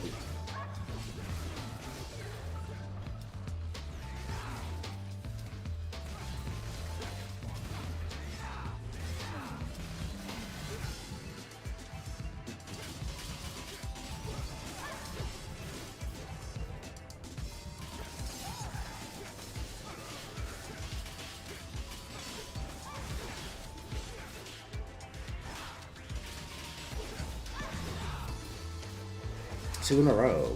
That's nice.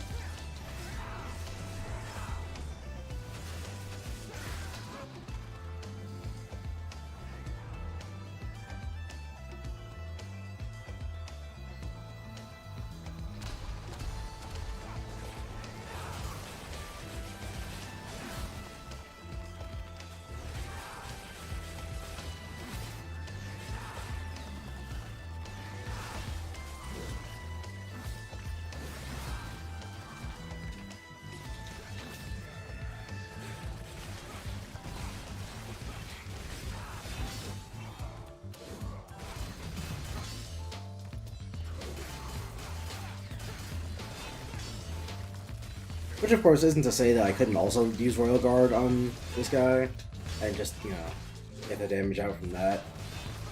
But, again, that just brings you back to the whole, I don't have all the time in the world thing.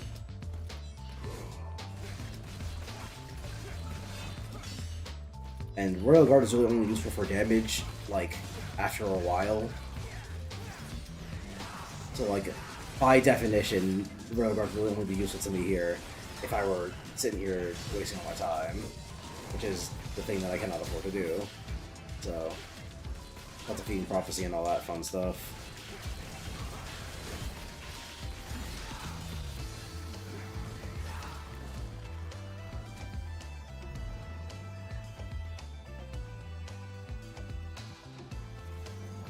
Ooh, it's this boss. This one's really fun with Virgil. And they can be really fun with Dante when parries work. Because the unfortunate thing about parries in this game are that they are very much dependent on, like, the hitboxes of your moves, as opposed to, like, the timing. So if I do a... That's nice. So if I do a nice, meaty vertical swing, that's not going to be as good for parrying as a horizontal one.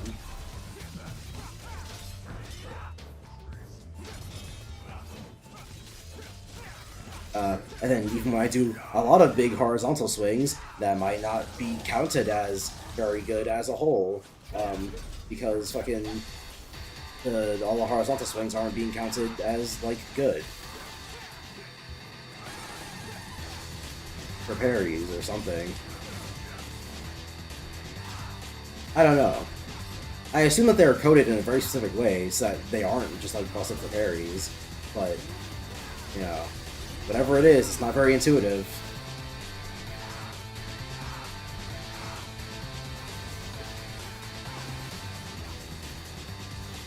Yeah, I'm not taking it through that.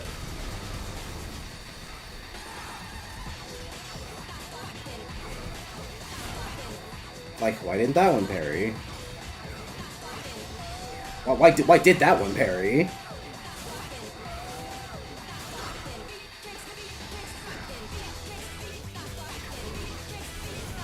Why didn't that one parry? Like, what are the rules?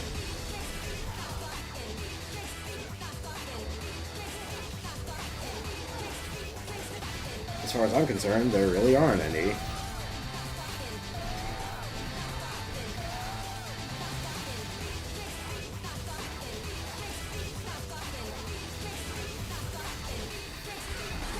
Virgil would have made that through it. Or would have made it through that.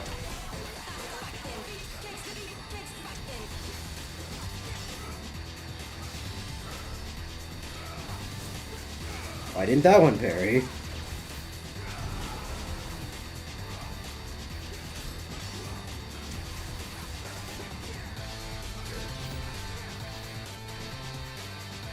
Did you have to teleport all the way across the entire fucking battlefield?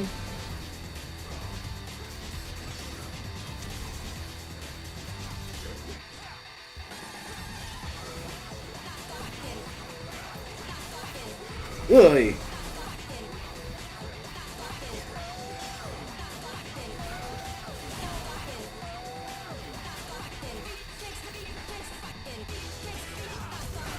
Oh, that was a teleporty. Of course, naturally.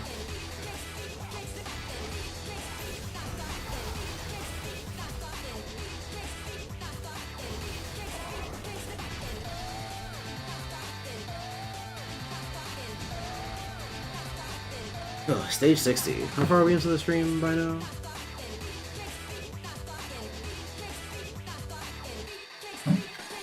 An hour 40.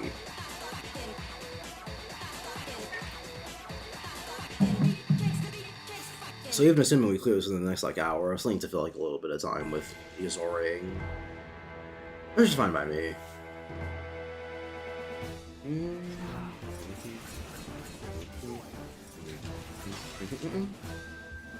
Wind Waker has a really good mini-boss theme. Shame it doesn't play that often. Especially not during good parts of the game. Wind Waker is an unfortunate case of one of those things you go back to, and oh, that's nice. Oh, that's nice. One of those things you go back to, and it turns out it wasn't as good as when you remembered it. Because for a long time I said that Wind Waker was my favorite. That's nice. For a long time I said Wind Waker was my favorite Zelda game. Because that's where it was. That's where it was. Because it was. But upon replaying it, I realized, oh man, this game's a lot more boring than I remembered it.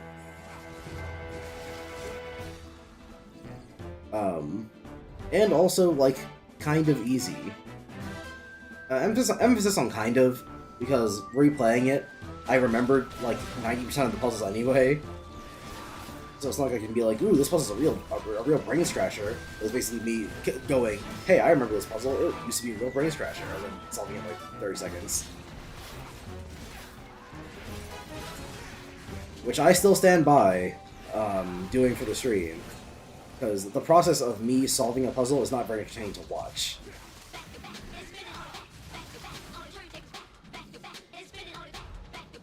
The process of me solving a puzzle takes place entirely silently within my own mind.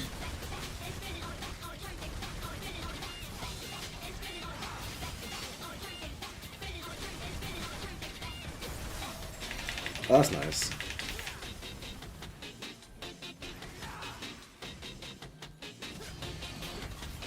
That's nice. I love when I get up in the middle of my attack and super armor through everything. It's actually my favorite thing. I love when that happens. Specifically in the game Devil May Cry 5, made by Capcom.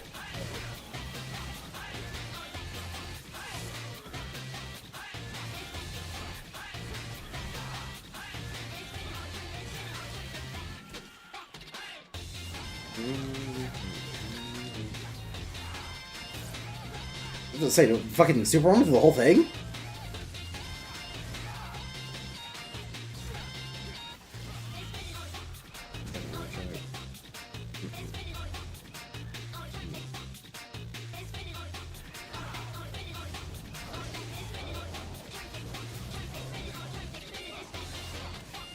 Oh yay, one of the most obnoxious enemies in the game. Fucking assisted by 2 enemies that have a shit ton of super armor.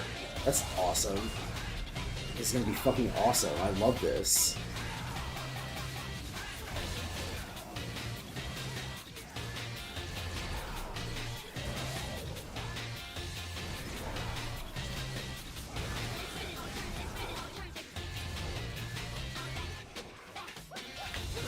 Fucking why? Why didn't my move come out?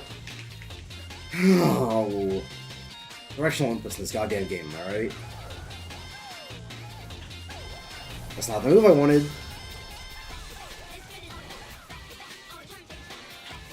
That's not the move I wanted.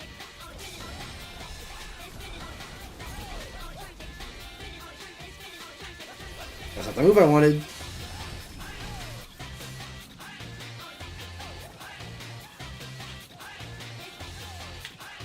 What counts as a backward to forward input?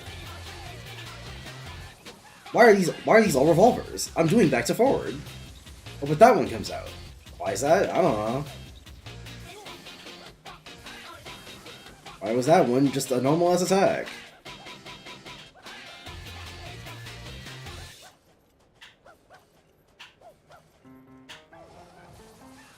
The fucking night. Oh, I don't get it, man.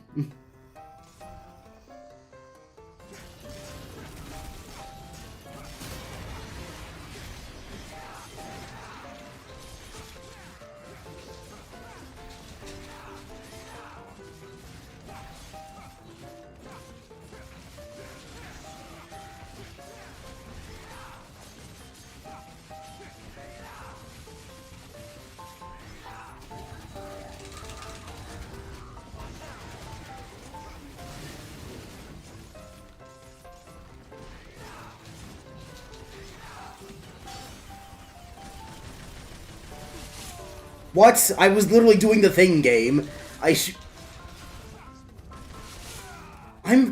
I'm getting really tired of you.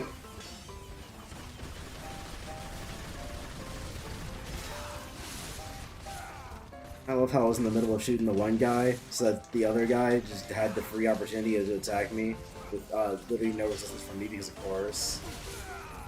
Ooh.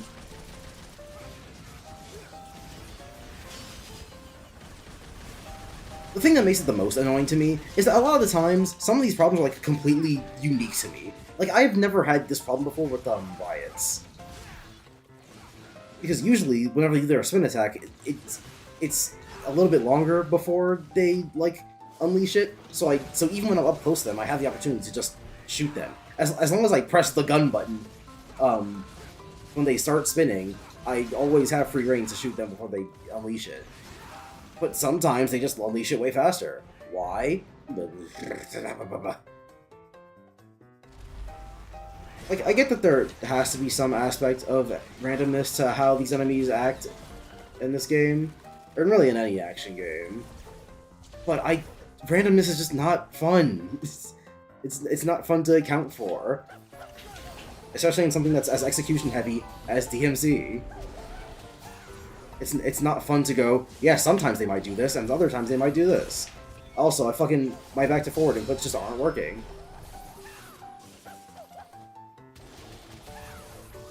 Why am I a gunslinger?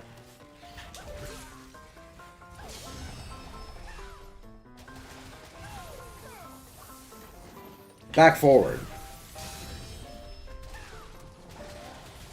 Like, do I have to hold back and forward for a certain amount of time before it counts as a back to forward input? If so, that makes execution really annoying.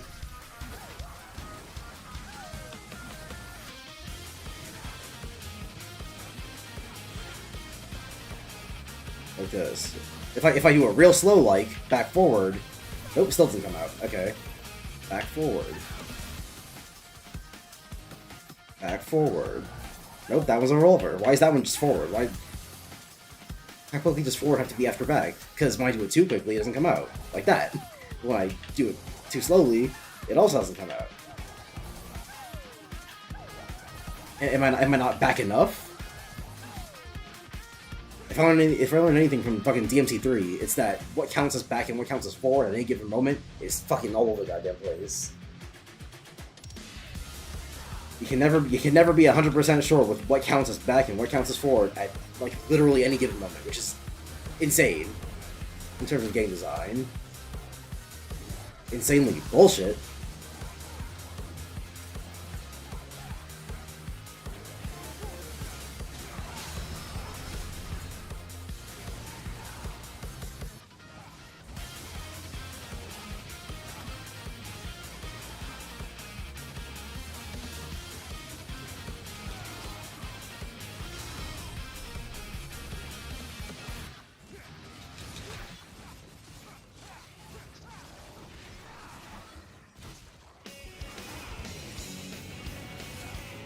Thanks. I mostly attribute it to nobodies because they're the worst offenders of it. But it applies to a lot of enemies in this game, where they just sort of like move around sporadically. And because of this game's rule about enemies from off screen not being able to attack you, sometimes it gets really hard to tell when an enemy's like going in for an attack and when they're just like shuffling around. And it gets really tiring. Sometimes you don't even have the opportunity to see that they're about to attack. Like just now, when the nobody swung at me. How the fuck was I supposed to... Like, there's really no time for me to be able to know that was an attack. He spawned in, I was fighting the one guy, and then from behind him he comes out swinging. What the fuck am I supposed to do about that? It almost feels like this game wants you to preemptively dodge a lot of things. Like... It's like you know that the nobody is behind him, so the nobody is probably going to attack you. You have no idea with what, but just whatever you're doing, stop doing it because you want to be far away from the nobody because it's probably going to attack. Which, like, if that's how the game wants you to play, then like, fine, I guess. I just don't think that that's very fun, especially in a game like DMC that gives you so many tools to play with offensively, but not too many defensively.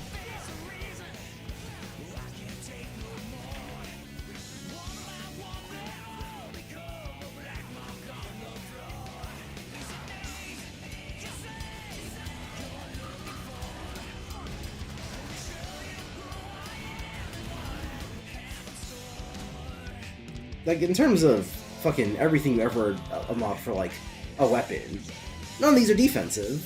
They're all offensive. All offensive, all offensive, all offensive. So, if what the game wants me to do is precog attacks, and just preemptively defend against everything, it doesn't quite fit what the game's given me in terms of, like, tools. Which, like, in terms of defensive options in general, I think DMC has always been lacking.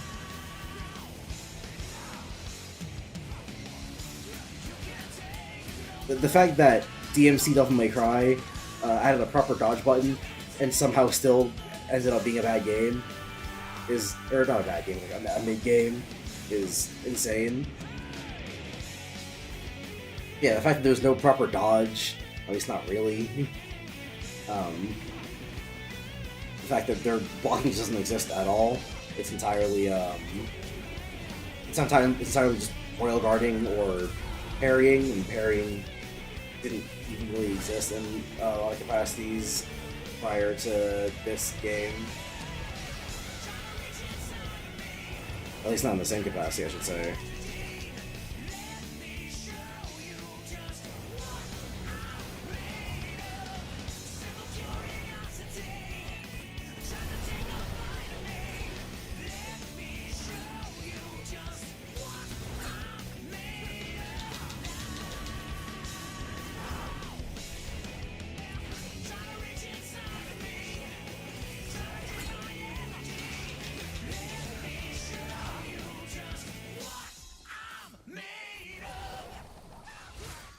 Of course I did, just too early, because he fucking spent all of his time in the teleportation zone jerking off.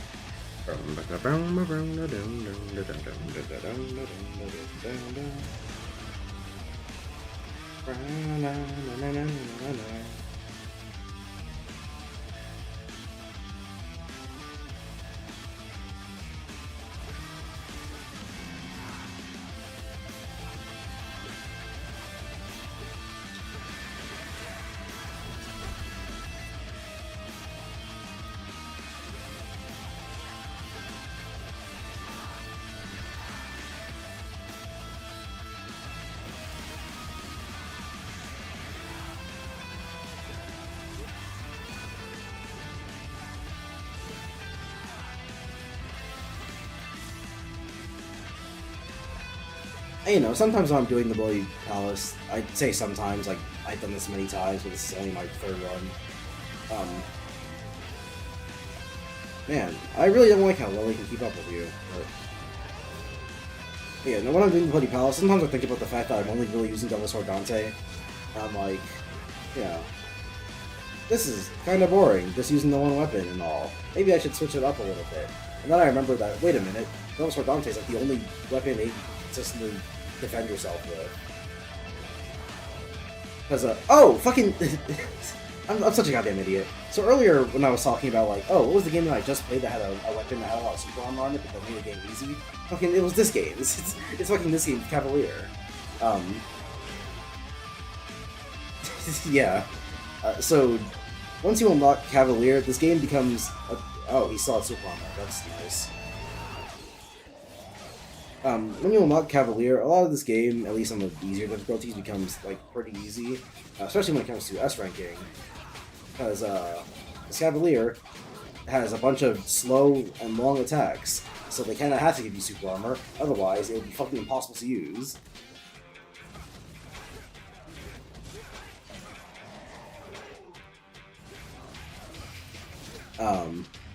And, you know, like I said, the normal game doesn't really matter that much, because the stage will be like, what, 5 minutes long at most? 5-10 minutes. But in the Bloody Palace, Cavalier does not see quite as much use, because super armoring through stuff is not really all that important. What's important is how much damage you take. Since, you know, you're going through 100 floors with only a certain amount of health. That's awesome that I got hit by that, actually. I thought I was far enough away, but... God forbid depth perception, am I right?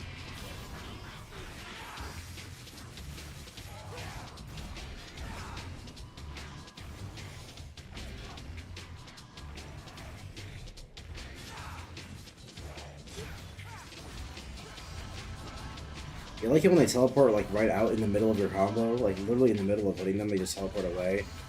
Or when you're trying to fucking fight them, and they just teleport away. Isn't that, like, your favorite thing in the world when they do that? Or when they knock themselves away out of your combos so that you can't fucking follow with, like, literally anything? Ain't that, like, your favorite thing when that happens? Sure is mine.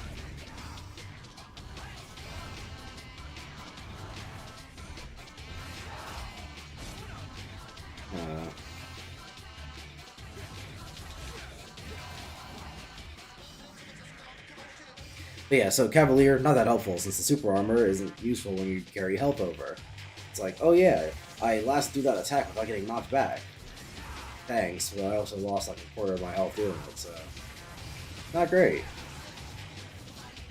Then there's, what's it called? Cerberus. I'm like, Cerberus is like pretty good actually, but considering how protracted a lot of Cerberus's basic attacks can be, not exactly the most helpful for a safe option when it comes to a lot of these fights. Especially since, okay, I didn't think I was gonna hit me, but okay. Yeah, especially since, in terms of AoE options, Cerberus is not, like, the greatest.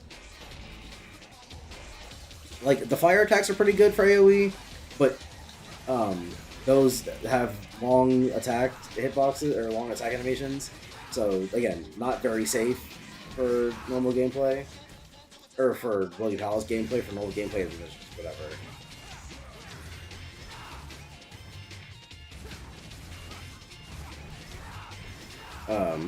And the lightning moves, they have pretty good AoE and pretty good damage.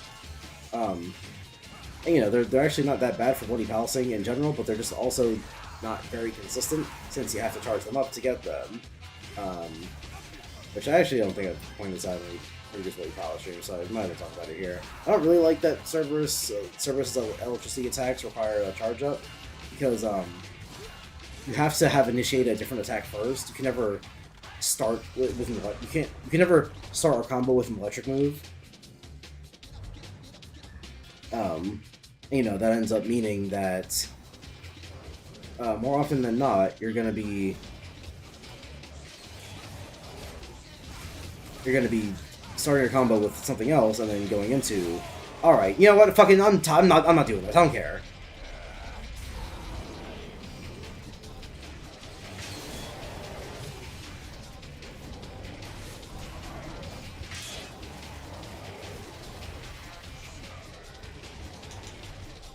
I'm not fucking with these enemies enough to fight the whole group of them.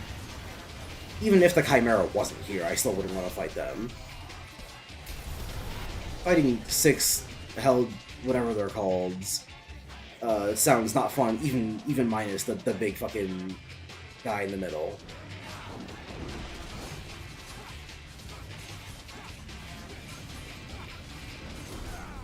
Oh, that does damage. That's nice. You learn something new every day.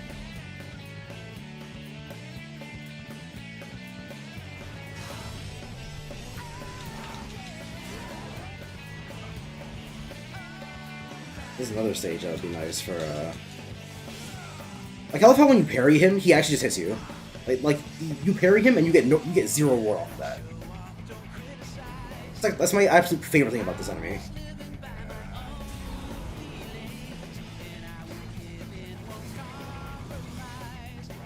Tin Singer, hello?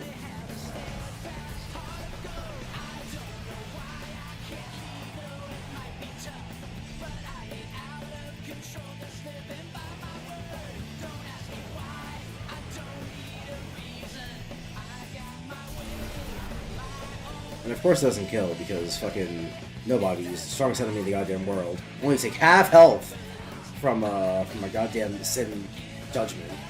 Sin Double Trigger Judgment.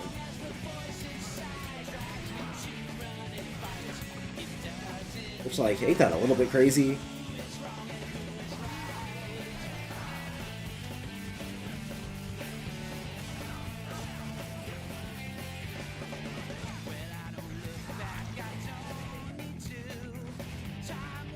Like, what was that just now? Was he about to attack me and I stopped him? By, like, staggering him or what? Like,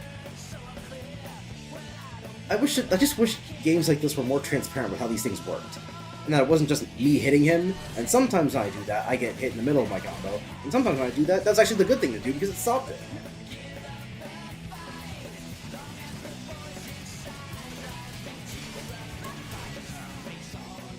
Alright. Alright. But the way I end up feeling about a lot of action games is the way I feel about a lot of fighting games, which is that, like... I'm just gonna stop jumping. It's like the whole reason I even tried jumping those was because, like, you know, like last time I tried to just let myself fall, after when they do their fucking spinning move, that happened! I let myself fall and the other guy just comes off the fucking side and hits me! So I figure, oh, maybe I should let myself drop then. Maybe I should try jumping it. But no, if you jump it, you will not have enough time to get over him, and they just hit you. They just fucking hit you.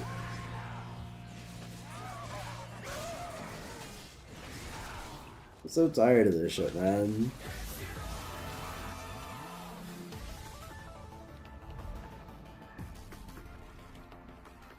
It gets harder and harder every day. I want to persist in this trivial life. What does it mean to have the pursuit of happiness when the natural state of humanity is sadness and anger? Must we then pursue happiness for all of our existence? Is the point of life to pursue happiness because it always evades us?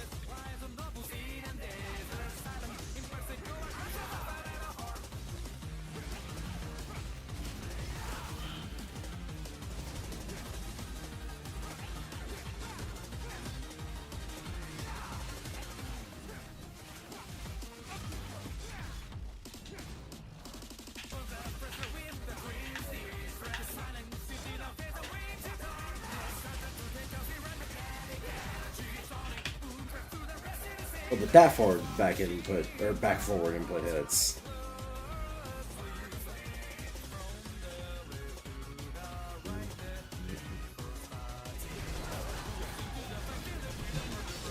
Oh, that's nice. Rock and roll.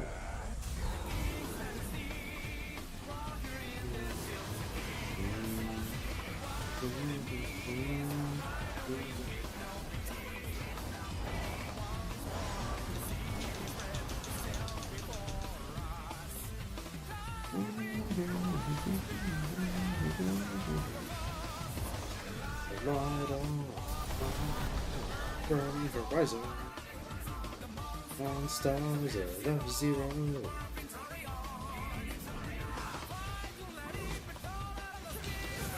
Oh, he did 2 swings that time.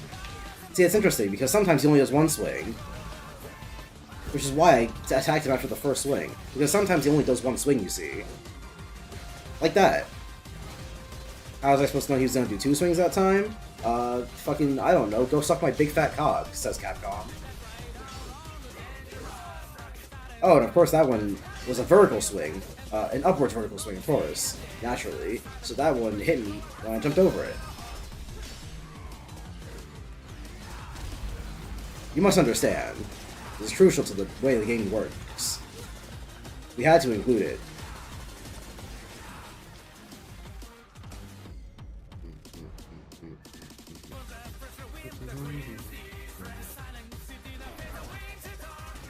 And now we get to fight Malphus, who, right off the bat, uses one of the more annoying moves that she has, because you can't fucking do anything about it.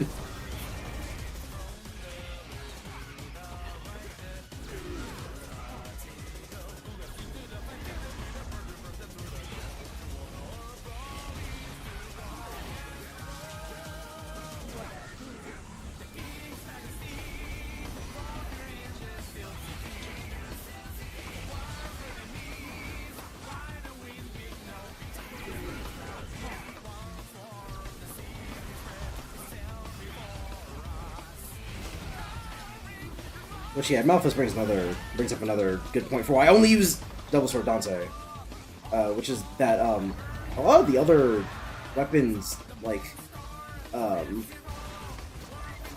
let's say air attacks, suck.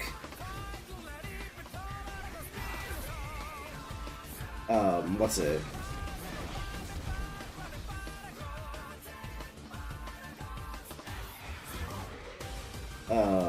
Cerberus has a terrible air attack. Balrog has a terrible air attack.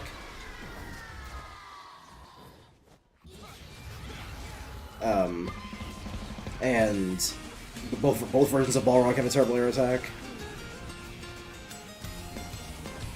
And all of Cavalier's attacks have the same long animation problem. Oh, I just got hit by something from off screen. That's nice.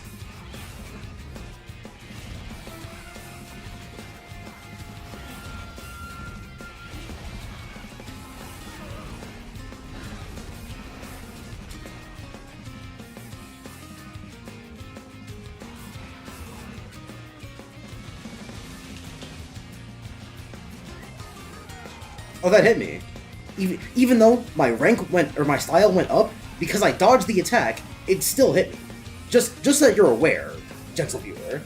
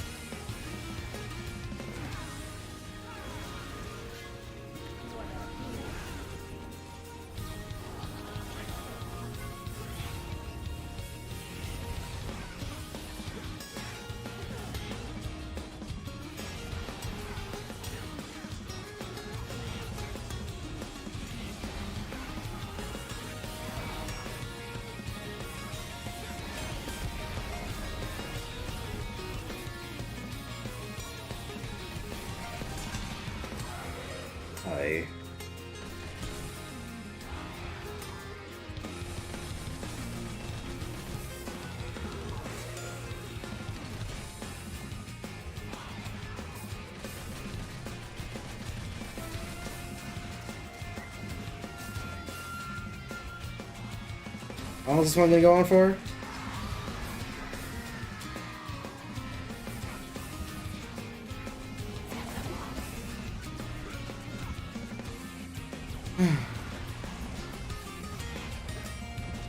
You see why this boss is much more fun when you're playing as Nero? Or can you guess why this boss would be much more fun when you're playing as Nero?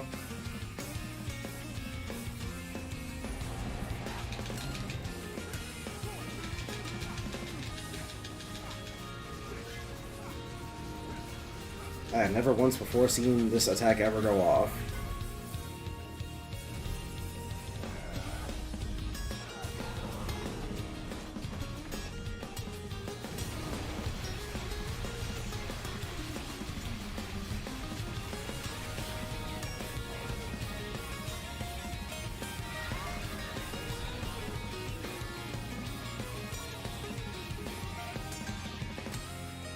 I didn't even really need to use Sin Double Trigger there. Probably could have taken away most of her health by just fucking hitting her with normal Double Trigger, or even just hitting her. But I want to be out of here, man. My patience is starting to wear extremely thin.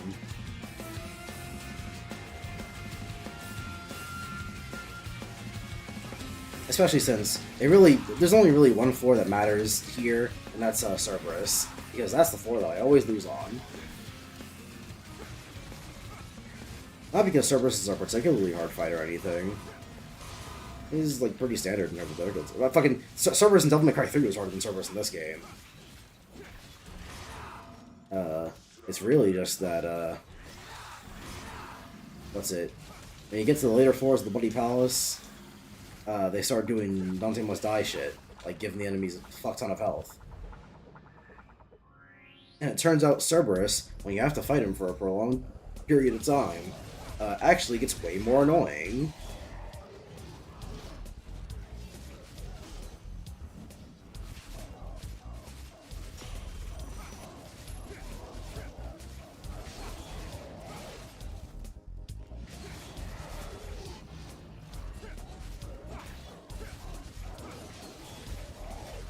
Like, when I fight these enemies, I wonder what the intended experience is supposed to be.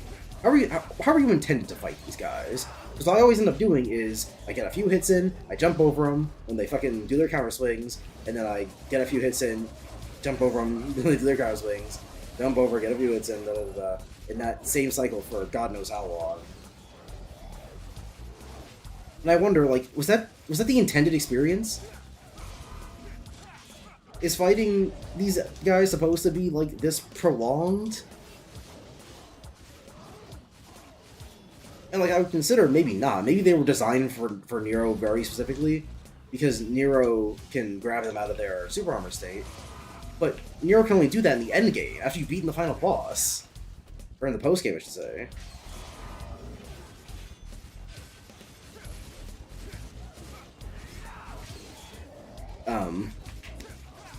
And like, okay, but like, you know, even just the grappling hook, Nero can pull them up into the air and to get more damage on them, like, per engagement. Whereas Dante can really just, you know, swing at them until they stop attacking him. Nero can pull them up into the air and, you know, stop them from doing shit until they, you know. But even then, even in, like, the basic version of the game, I'm pretty sure Dante also fights these enemies. So I can't imagine they were designed specifically with Nero in mind. Which isn't to say that it's impossible they were designed with Nero in mind. If this game began development as a Nero game, which, considering the Devil May Cry 4, is very possible. If this game began development as a Nero game, and then Dante and V were added later, or maybe even just a Nero and V game and Dante was added later, then it would check out that there are enemies that are way more annoying to fight as Dante than either of the other two characters.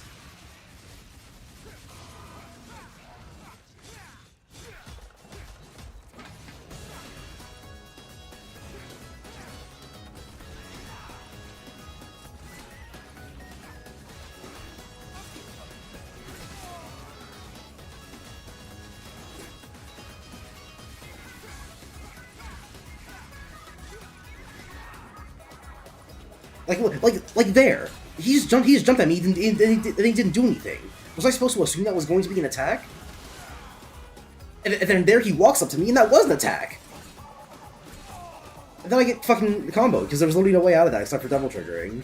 Which, like, I love it when the game forces me to use a resource that I don't want to use. That was also an attack. And not just one of the times they walk up to you. Did you tell the difference? I fucking can't.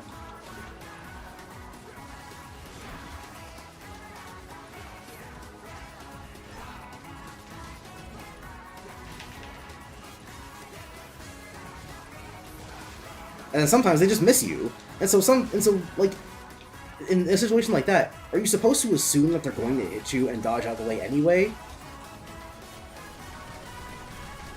Because I thought he was gonna fucking lock onto me, like they usually do with these fuck-ass attacks.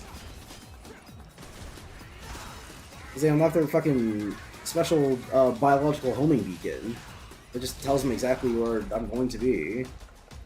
Or where I am after they start their attack. So I thought that one was going to hit me, but no, he just fucking flies straight past me. That happens a lot with nobodies too.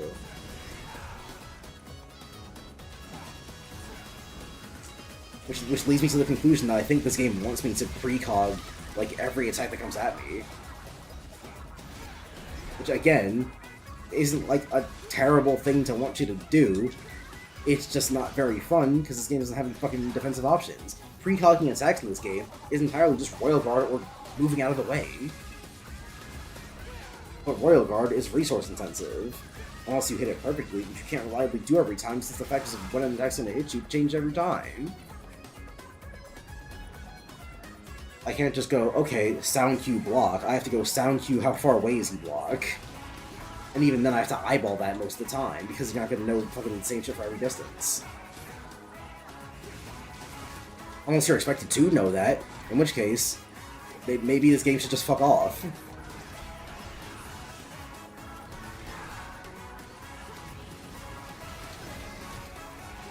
Like, the reason I say Devil May Cry 5 is a 9 out of 10, even despite these things, because in the normal gameplay, a lot of stuff doesn't come up. It's the same way that I kind of felt about, Jedi Fallen Order. Which is, you know, playing that game through normally, I liked it a lot. But playing it on the hardest difficulty, I noticed a lot of flaws in the game that I did not notice playing on normal. Is that a fucking lava floor that I walked on? Why did I take damage walking over that? I don't think I've ever seen that before.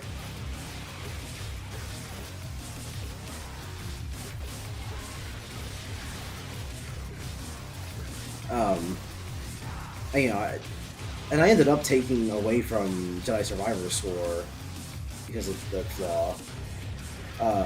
If you might wonder why would I do it there, not for this game, that's because in Jedi Survivor's case, that game is very, very, very, very, very focused on how you do specific things, being as a Souls-like and all. So shit like gang fights being stupid and dumb certainly does not help the game be not shit. And while you might only notice how much gang fights suck on harder difficulties, that might only be because you were good at the game the first time.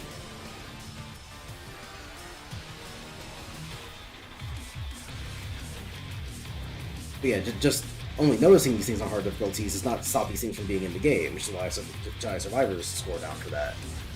But in DMC5's case, a lot of these things that you only notice on hard difficulties or when you're doing Bloody Palace don't really matter because, you know, I say a lot of these things, keyword being a lot, not all of them. Some of these things do matter. Oh, I guess I can parry that. That's interesting. Learn something new every day. And one might wonder, well, fucking of course you can parry that, Gavin. You can parry every attack in this game. And the answer to that is, no you can't. There are some attacks you just can't parry. That didn't hit me. Sorry to say, but I'm gonna disagree with you there, game.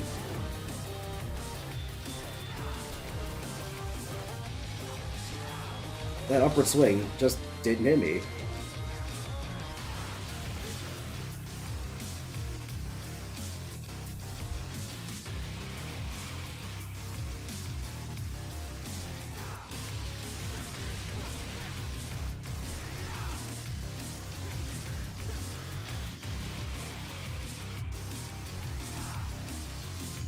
Super armor for some reason.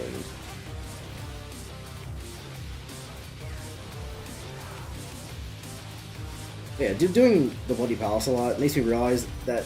Oh yeah, that's the. Oh shit! I did not mean to. All right. Hopefully I can kill these guys fast. But what's it? Like doing the Bloody Palace makes me realize that maybe I just don't like playing as Dante at all. I shouldn't say at all, because Dante is like fun, but there are so many situations where I go, man, if I was Nero, I could just grab them here. Because like I said, with the fucking with the big swinging super armor guys, if you're Nero, okay, yep, that's cool. His swing was just so fucking full that it went in the complete 360 around his entire body. Can the camera get a little bit lower? God, hold on. Did I fuck with this in the settings or something? Because the camera feels like it's really high. Why is Dante at the bottom of the screen? Game options?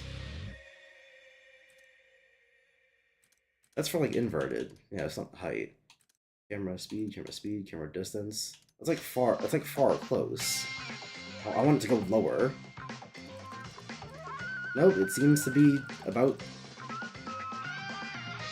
Yeah, no, it's just the height the camera's at. Why? How have I never noticed that before now? So maybe it's not the drop shadow that's the problem. Maybe it's the fact that I can't fucking see the bottom of my screen half the time.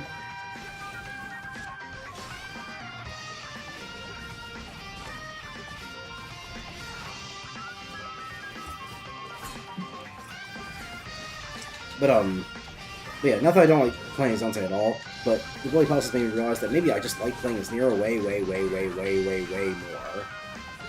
Because, yeah, there's so many instances where I go, man, if I were Nero, I could just grab them right now. Or if I were Nero, this combo would be, this combo would end in a grab. Or if I was Nero, I could just use this double breaker. Or if I was Nero, this, that, and the third thing. If I was Nero, I could use Charge Shot. If I was Nero, I could do this, all that.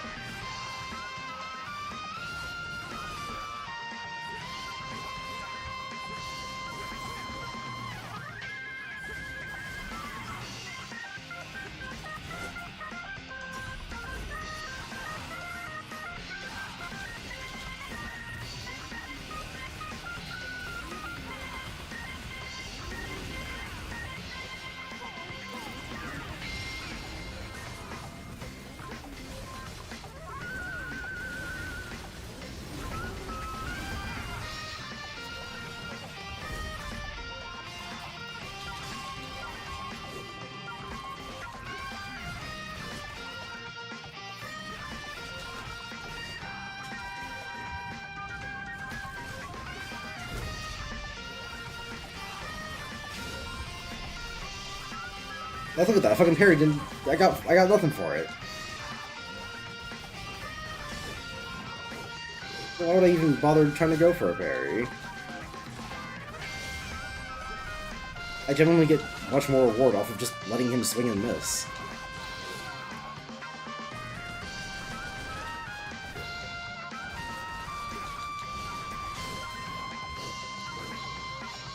Granted, in the grand scheme of things, not that much reward, but not because parrying is that much greater, because fucking him swinging and missing is shit. What age is this? 88. 2 more until we're at, Cerberus.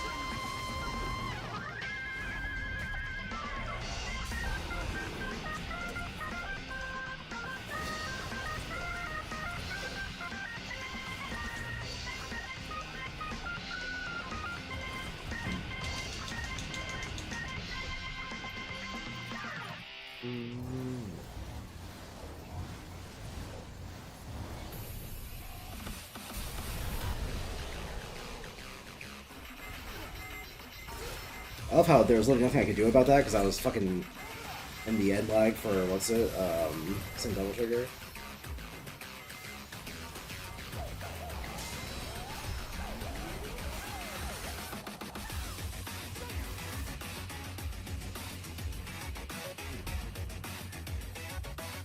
Time to run through the gauntlet of a bunch of hard enemies. And then fight. Or wait, no. No, I misremember. First, it's the level stage 90 is the gauntlet of hard enemies, and then like 95 is Cerberus something.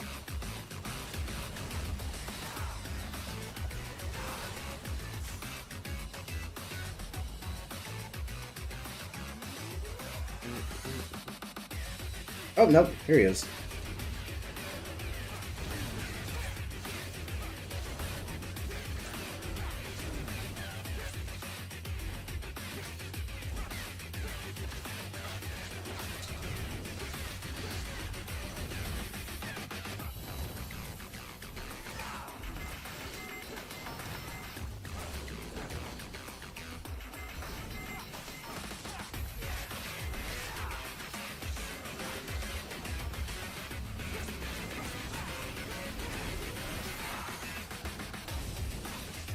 Can I see?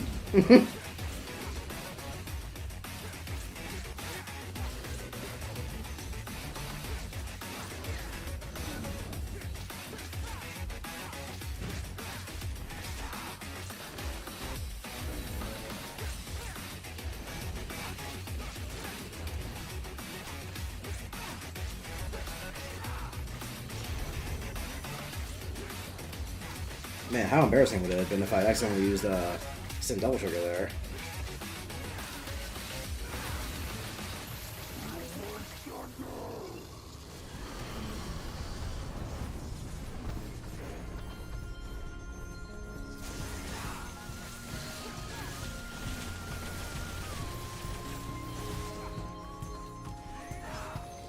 Then you go straight to ice? Alright. And he's gonna use the icicle rain. Yup. He uses it again sometimes. He doesn't always. Ooh, third time. That's something.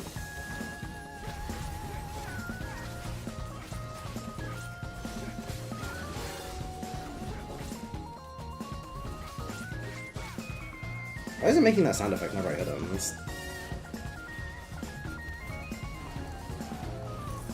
like a squishing sound. It's not what I would have had as my first choice.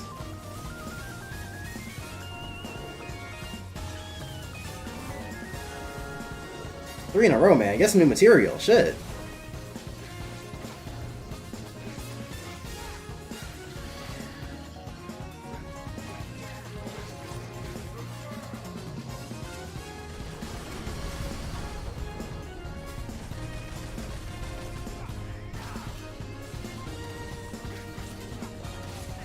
Fucking...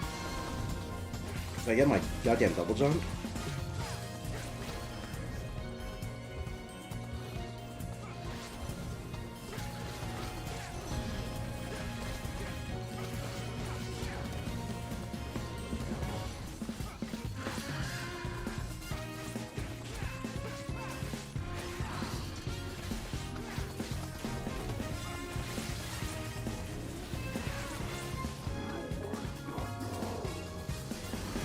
I'd rather not.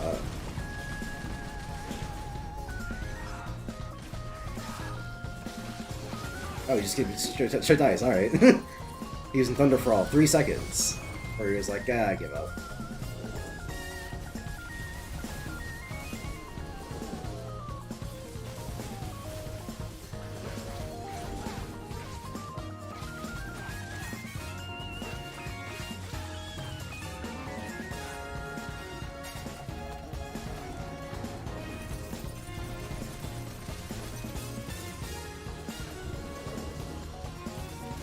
Fuck me. First time I take damage is from that fucking shit-ass move, because I get stuck on geometry. That... Alright.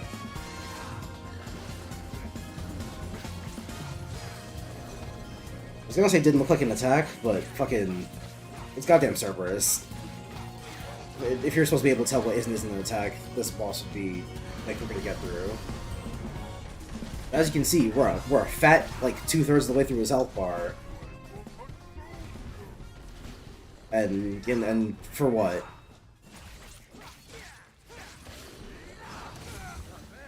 So that shit like that can happen?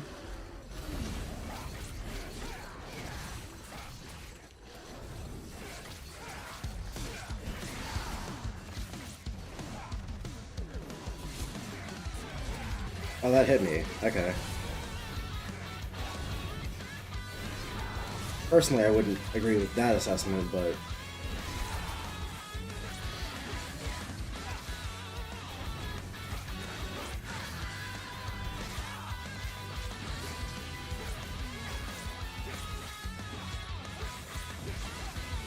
Some might be wondering why I'm holding on to Sin Double Trigger for so long. And it's mostly just because, what's it?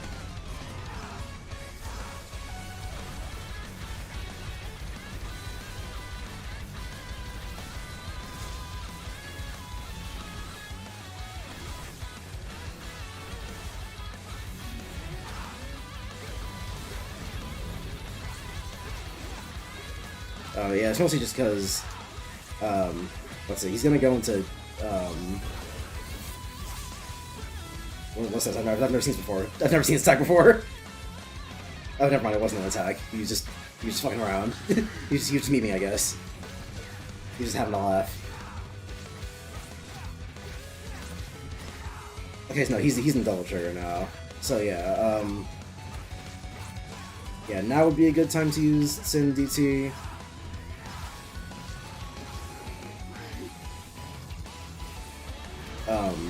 But actually, wait, no. I was gonna say I want to wait until I have less health, but that's not a good idea because Sin Double Trigger doesn't heal you like Double Trigger does. So I should actually probably use it while I have health. Because if I use it while I'm low on health, then he's just gonna kill me while I'm in Sin Double Trigger, which is as bizarre as it sounds. You know, despite how powerful the form is, yeah, you just die normally during it. Like that. Wow, I did not think that was going to do that much damage to me all of a sudden.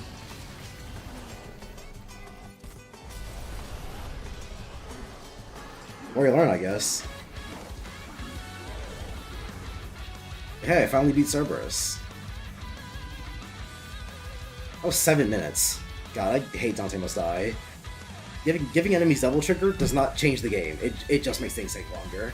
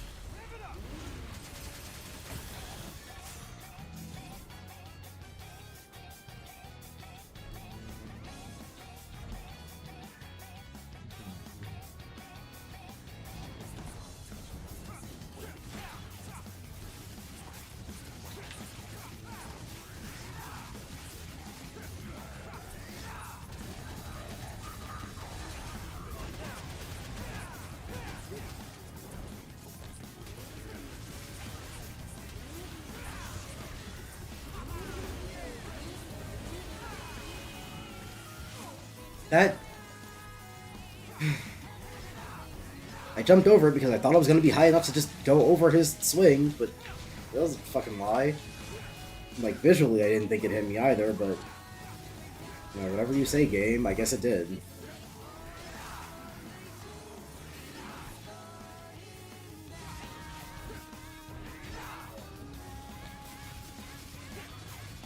Yeah, I definitely did fall down the stairs. I did run into a doorknob.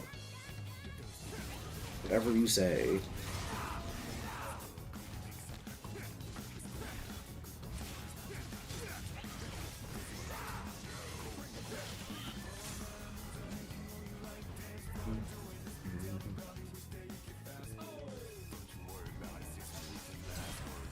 Yay, Sin Scissors, my favorite. Who else is joining the party? Is it just more Sin Scissors? Is it always just more Sin Scissors? I feel like a lot of the stages in the Bloody Palace have been Sin Scissors, and then there are more Sin Scissors. Oh yeah, that's a lot of Sin Scissors. Fuck off, man. I'm just gonna. We have plenty of stages to get our DT energy back. I'm just gonna.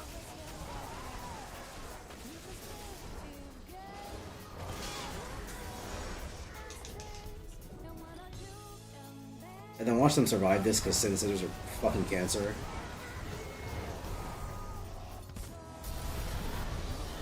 Also because we're on DMD, but the fact that they can survive this in any capacity is fucking bullshit to me.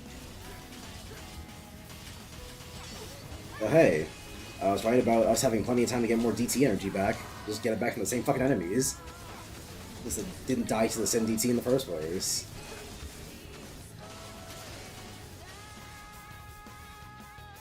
You know what? Hold on. Here's an idea.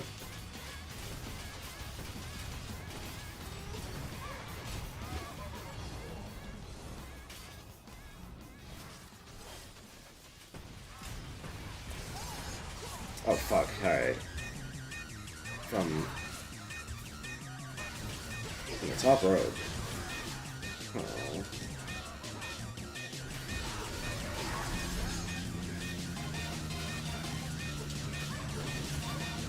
What? I was way above that! It just didn't hit me!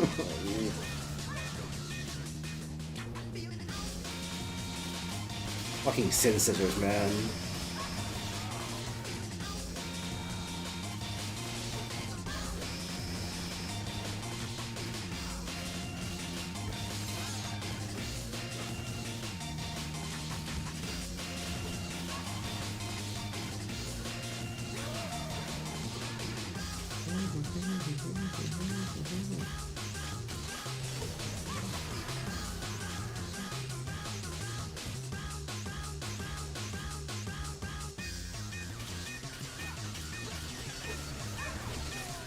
Why didn't he do the fucking Helm Breaker?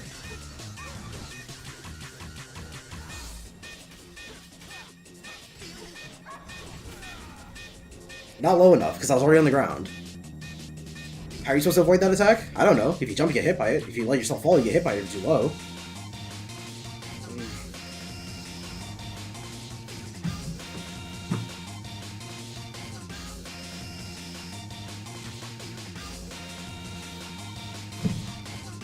I think next time I do a Bloody Palace, I'm just gonna do Nero and see if I feel any differently, because I'm starting to lose my patience with the Bloody Palace in general. It's like 100 stages back to back of like, hey, you want to hear about the most annoying parts about DMT's combat?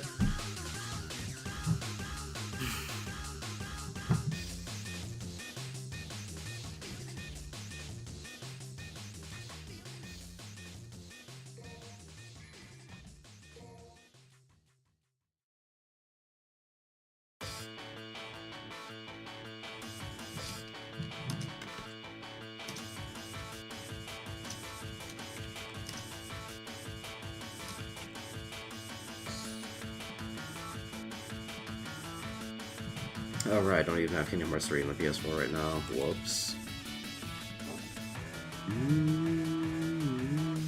Right there, right on.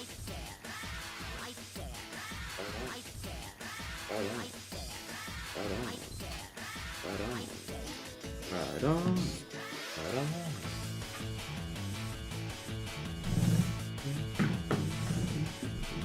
Right there. Right there. Right there. Right there, right there, right there, right there, right on. Right there, right there, right there, right on. Right there, right there, right there, right on. Right there, right there, right there, right there.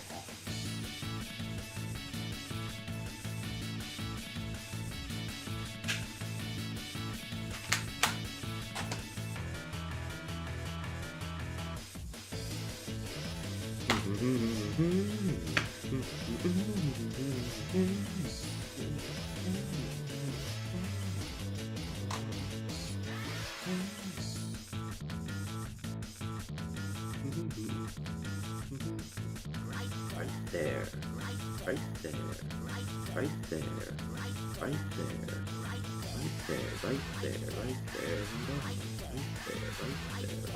there. There we go, Kingdom Hearts 3. Do do do do do do.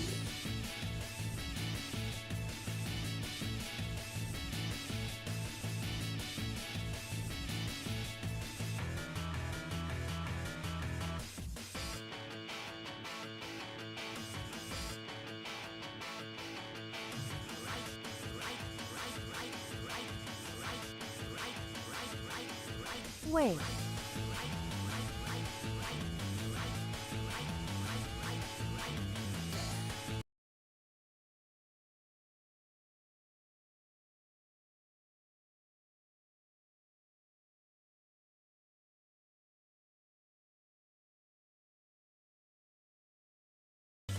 Whoops, that's game. Or that's desktop audio.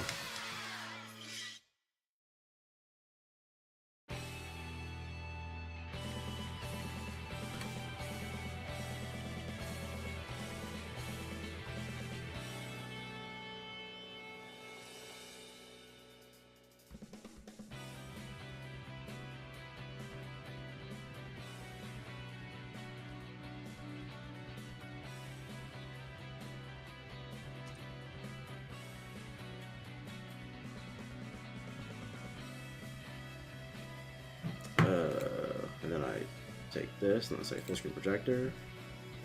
Ooh, download the content. Secret episode. Yeah, secret episode.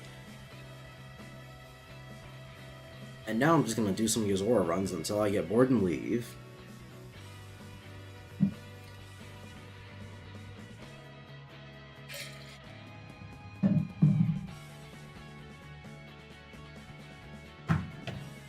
Can I get some more exciting music, please?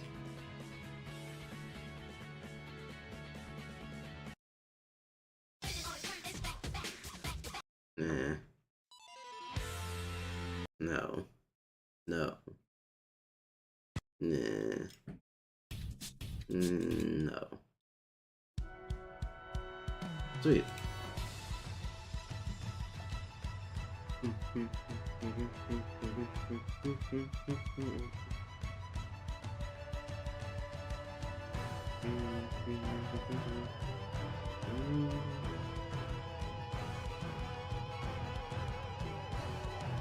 Auto finish, there we go.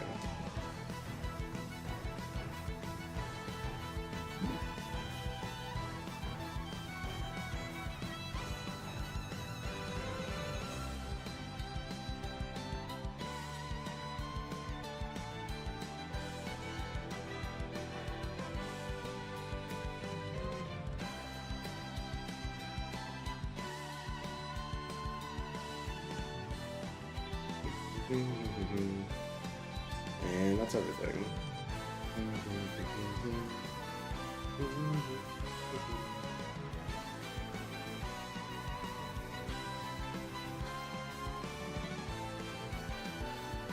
Then 1. Dodge. Too early.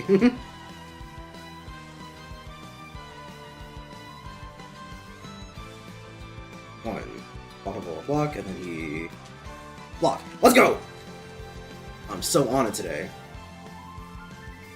Your time has fucking come, Yozora.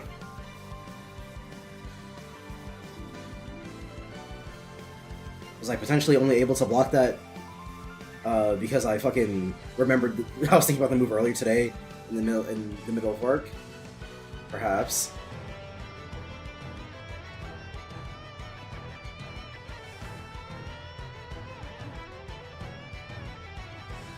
Again? You spoil me, Yozora.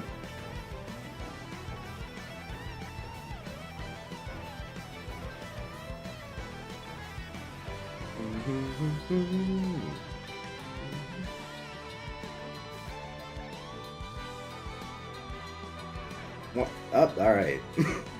You know what? That's my bad. But hey, I heal. Sora? Okay, I was about to say, fucking Christ. Dude, do not do this to me this early on, Sora. I mean, the fact that you even used this move this early is surprising me a little bit. Oh well.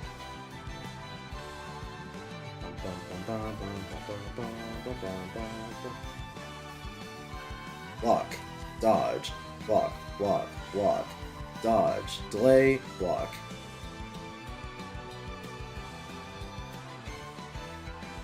Fuck me.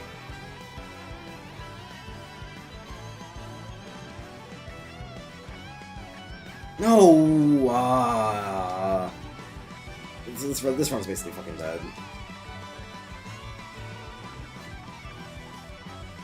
Fucking Koopa coin out, like 4 bars in. Yeah, this one's not happening. I'll keep going because it's not impossible, but...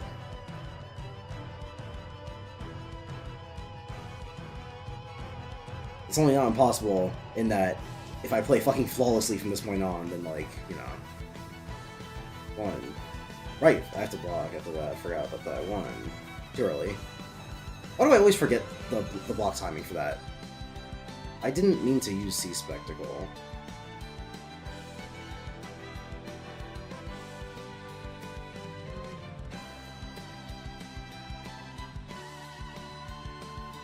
But hey, stopped him from using his fucking thingamabob move, so I guess I can't completely complain.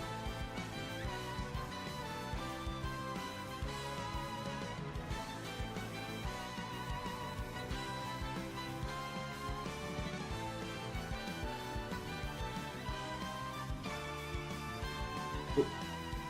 Sorry, you can't catch me, you can't catch me. I'm the gingerbread man.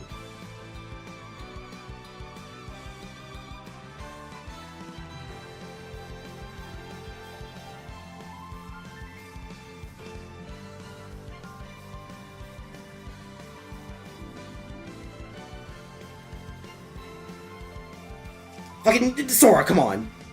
Okay, what to say. Fucking, if you don't catch up to him, piece of shit.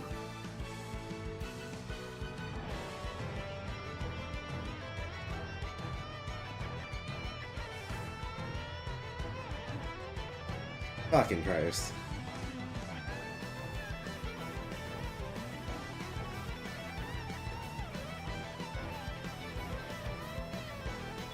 So it's dodge, block, sweep. Dodge. Too early. Dodge. Block. Block. No! Oh my god.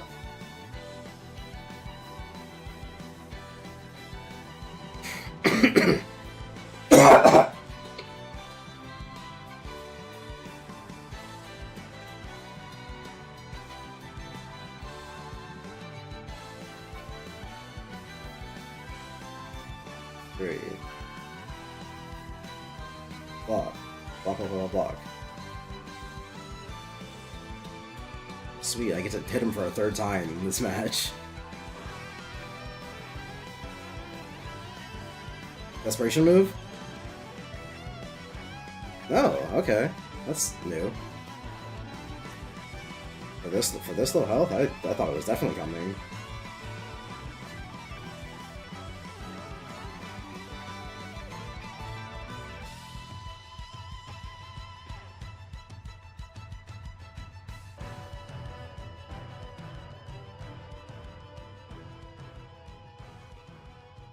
And he's giving me enough time to heal since he's letting me hit me here, or since he's letting me hit him here.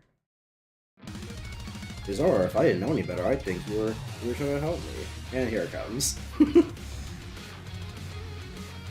He's going desperate mode.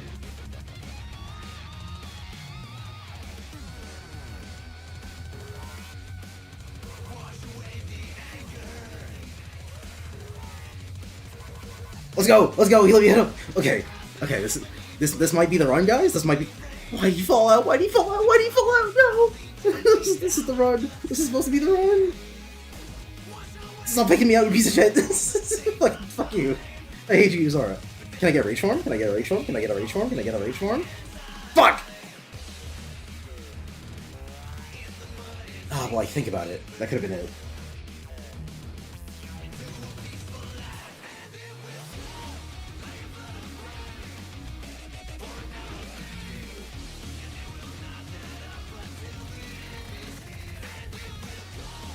Block, dodge, block, block, block, dodge, delay, block. 1, 2, block, block, block.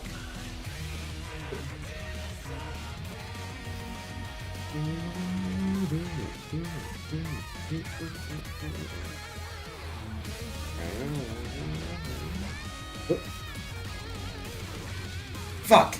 Why didn't it dodge that time?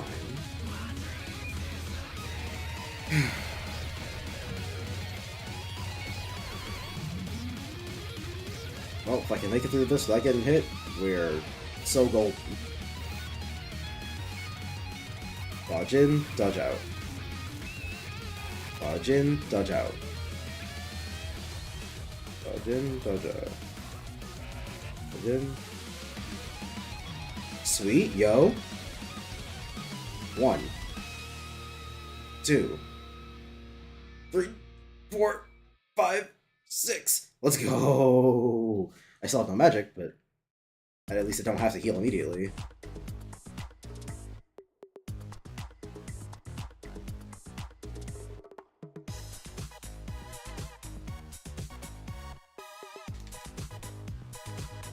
Holy shit, I'm so goated with the sauce.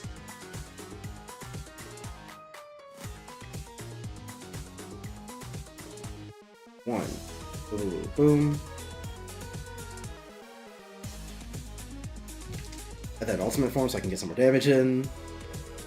Only because I don't know any other time I'm actually gonna get to fucking use it prior to later parts in this fight. So I'm just gonna do the damage to him now.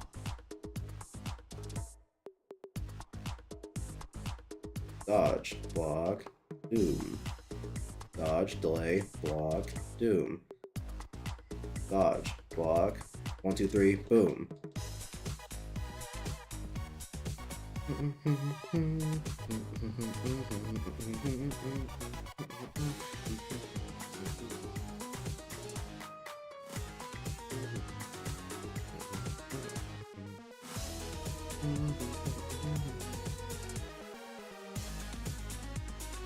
Block, dodge, block, block, block, dodge, delay, block.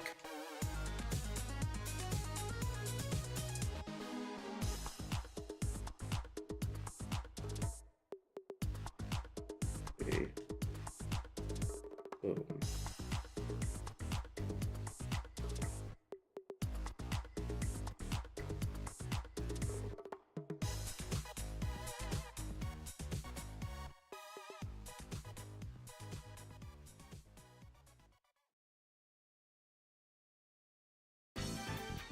Still a bit of damage there, but I'm getting him in a combo, which means I'm going to have enough time for MP charge, which means this is not over yet. And if I need to, I can just use ultimate form to iframe through stuff. Also using one of his easier attacks, so this is fine. 1, 2, 3, and then comes in himself to boom, boom. Dodge, block, dodge, dodge, delay. Fuck, I was supposed to delay. Dodge, block, delay, block.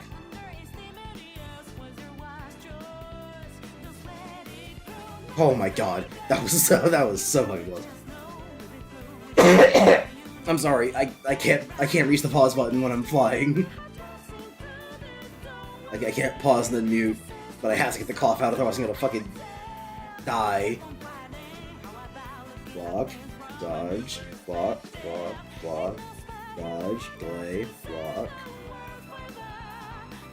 1, 2, block, boom. Yozora, Yozora, Yozora, you spoil me, boy. To think I'm going to be going into your desperation move with a whole Kupo coin? If I didn't know any better, I'd think you were trying to give me the win. You know, I talk all that shit, and I remember that I haven't actually ever really seen Yozora's second phase, at least not in any substantive like measure, to be able to go like, oh yeah, I know what to do when he gets to the second phase. I know up to his desperation move, and that's about it.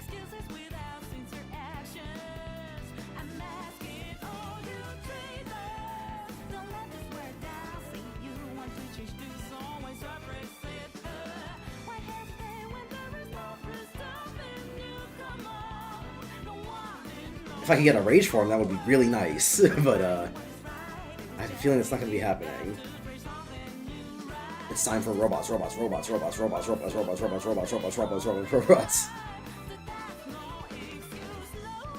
I can survive for like the next 10 seconds, I get an MP charge, or I finish an MP charge, and I'm hopefully for a heal. I'm not going to survive those 10 seconds, so I'm just going to do this. I was not confident in whether or not I was going to be able to go long enough, because I do not remember the times for these things, like, by heart enough to be like, oh yeah, I have no time for that.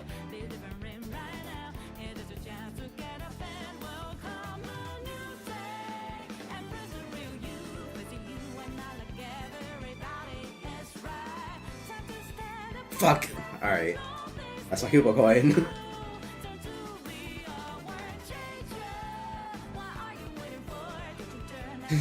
Oh, fuck me, dude. Here it comes!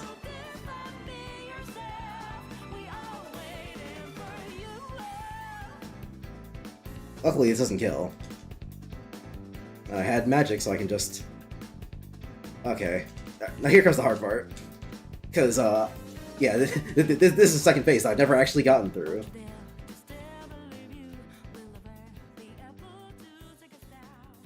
Fuck.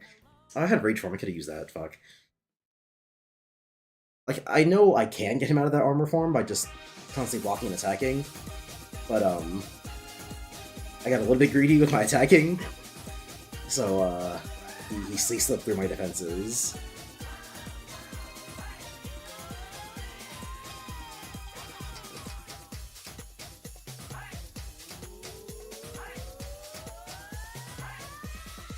Oh, fuck bullshit. 1, 2, 3.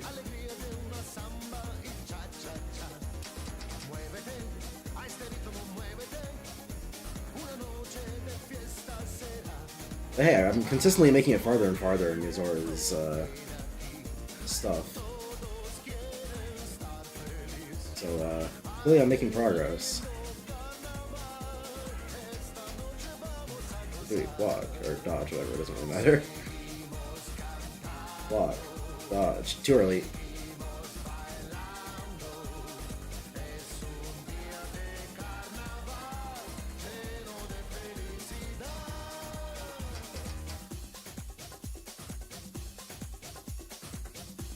I want to use Cure here, but unfortunately it took away from my max health. I don't know how or why, but... Bro, back up, back up! That didn't... I'm sorry, game, but I'm gonna have to disagree with you there. Especially since I've done the exact same thing in many of my other runs, and it was never a problem then.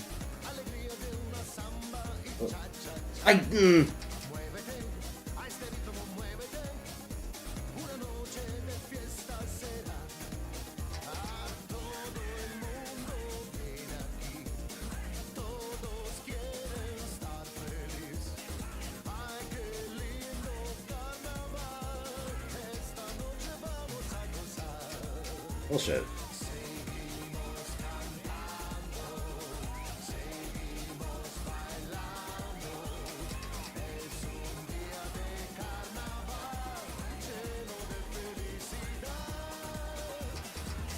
Oh, come on. Boom. Boom. Boom. Boom. Boom. Seduce and slam.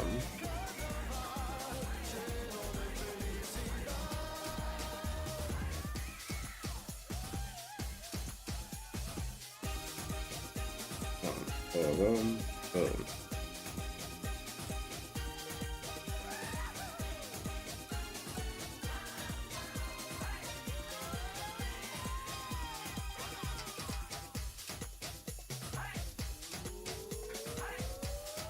Oh, yeah, yeah.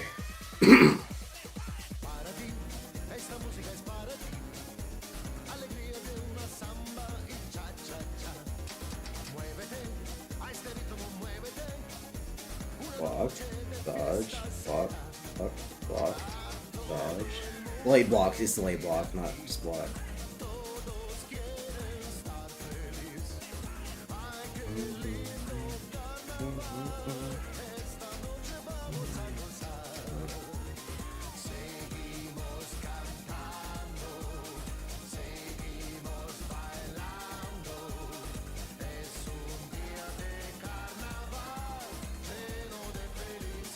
Okay, I was going to say, sorry, if you don't make it up to him, I'm going to fucking blow a gasket.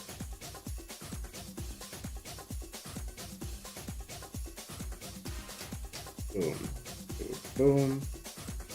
Skadoosh. Boom. I'm so in there, bro.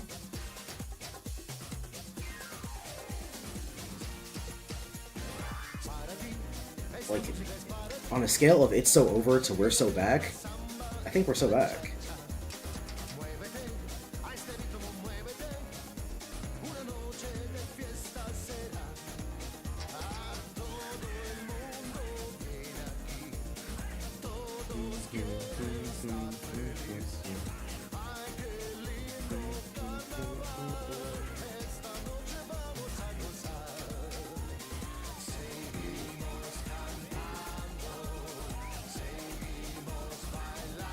Block, dodge, block, block, block, dodge, delay, block.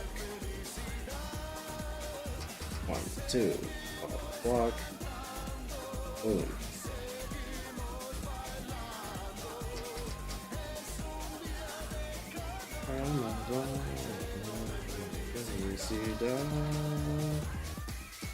Here it comes.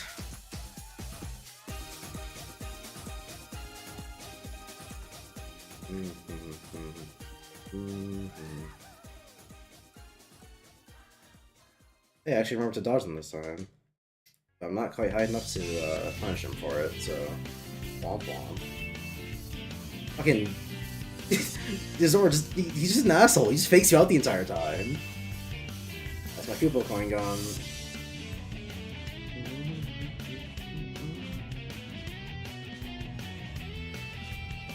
I thought he was done. Alright, I thought it was robot time. It was not robot time. Did I already use my Mega Elixir? No. Hey, now I have Rage Form, which means I can pop that when I'm desperate. Slash when I get some damage in, because I'm a greedy little fuck. Assuming that I go back to the non-robot mode in the next 20 seconds. Tight turns, tight turns, tight turns, tight turns, tight turns, tight turns, tight turns. Let's go.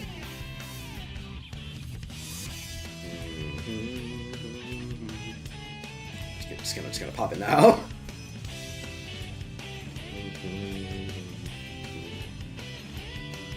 Oh, come on, get me in there! Get me in there! No, he was so close! He was right there!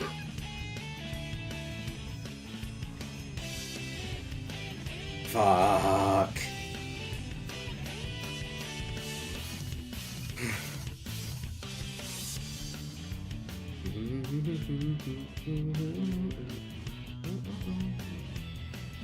But hey, like I said before, it seems like I'm more consistently getting to his actual restoration move, which means I'm getting farther from this fight.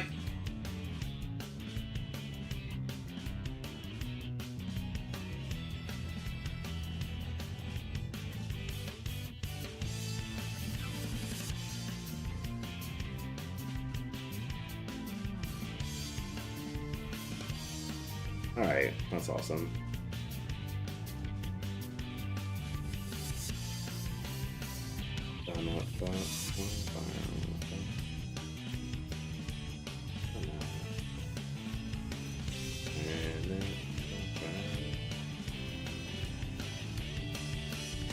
Got to delay. Wait, boom. Block, dodge, block, block, block, dodge, delay, block. Boom, boom, boom, boom.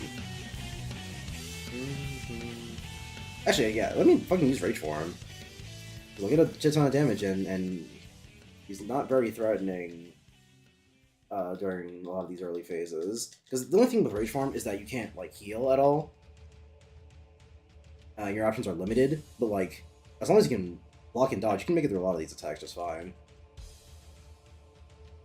Unless, of course, Sora does not decide to get up to the guy you're trying to attack. Dodge, block, dodge, dodge, blades. Oh, never mind. Works out anyway. Because the block just stays out for a long time, I guess.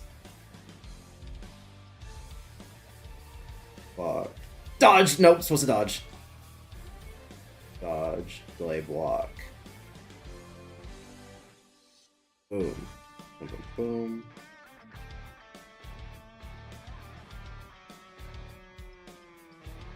I'm gonna change the music in a second. I want a different song. Wait. Can Ultimate Form make me through this fucking thing? Let's go! I'm such a fucking genius, man.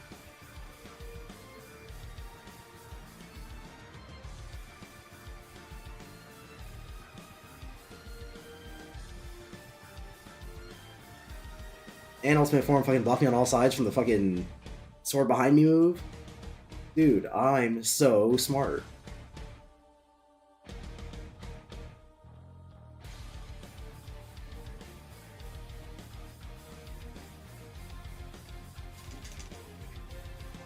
I fucked up a little bit there, but still got the damage in, so I don't care.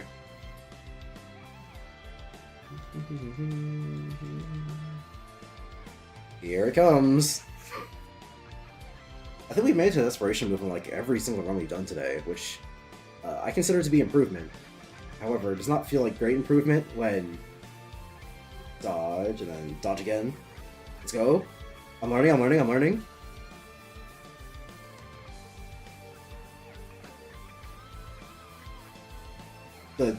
The inhuman urge to fucking get better at a skill when I practice it.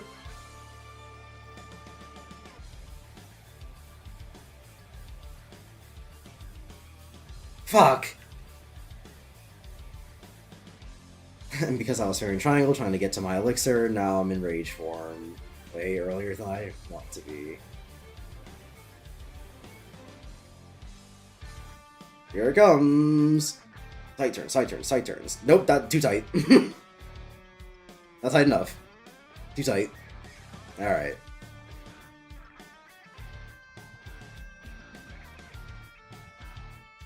I'll do one more round. I'm tired of fucking making it to the Desperation move and I'm choking.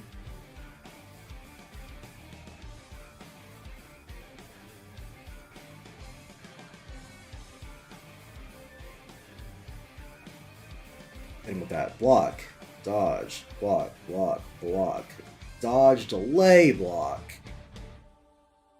You spoil me, Yozora. Boom. Boom, bang, boom. Skadoosh, block.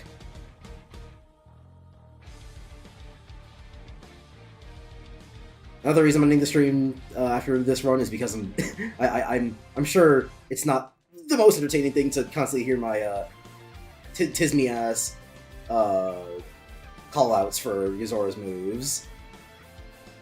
Yeah, I'm going to Ultimate Form for this because of the behind the sword or behind the back sword move. That one. Ah, I didn't think he was going to immediately quit after that. But he did it. He went for it again anyway, so we take those, we take those, we take those.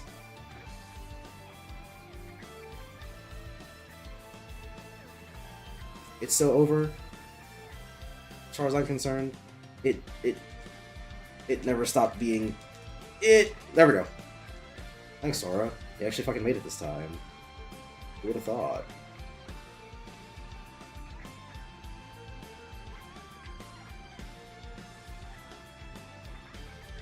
One, two, dodge. One. Forgot to delay.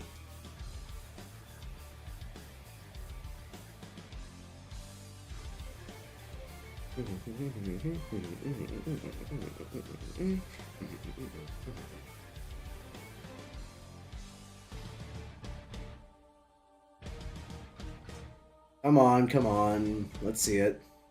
What's what you got for me next?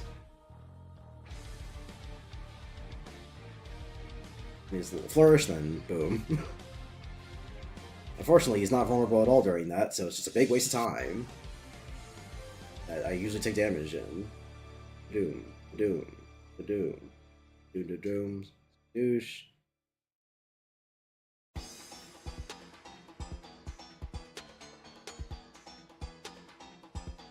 Hey.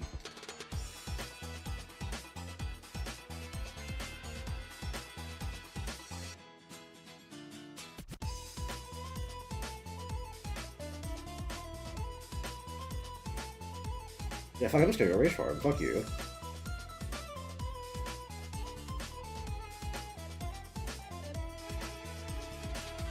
Yozora more like...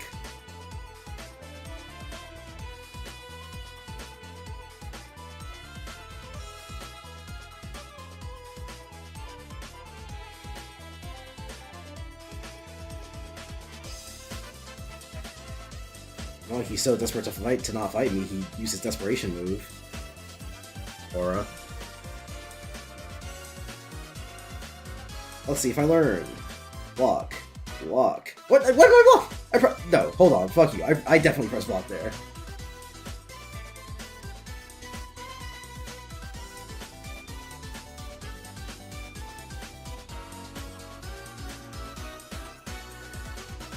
Oh, why'd you start with a blue laser? Fuck off. Dodge. Block. Dodge. Nope, it's okay. So it's blue. Is it reversed from before? No, that wouldn't make any sense. Alright, all I have to do is survive for like 2 seconds with the robots, and I get to heal. Boom!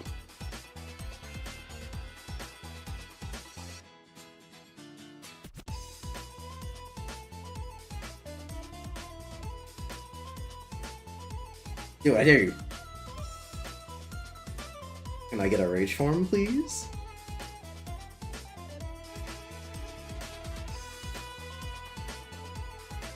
Nope. That's my Koopa coin. Let me in! Let me in! He's right there! No!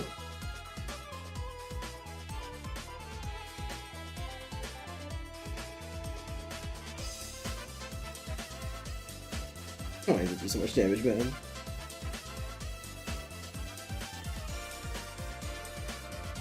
Is it time? Here he comes. Oh, why'd you do a second one there?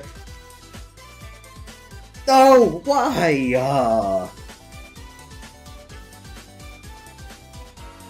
Alright, second phase, boys. Wait, what happened to my block? Skadoosh. Block a block. Skadoosh, skadoosh. Block a block. Skadoosh, skadoosh. Let's go! He's out! Yo, this is the one. This is by definition the run.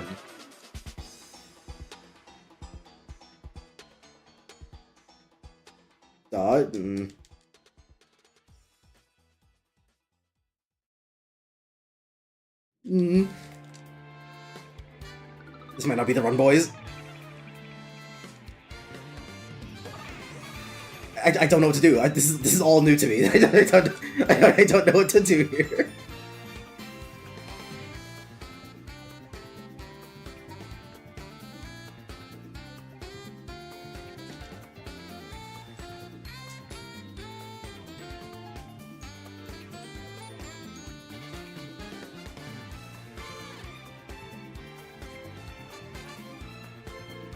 No, no, no, no, no, no, no.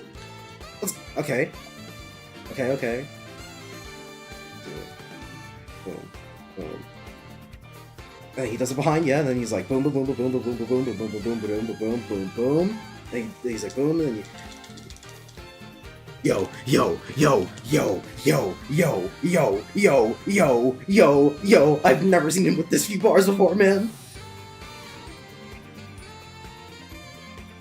I choked. I didn't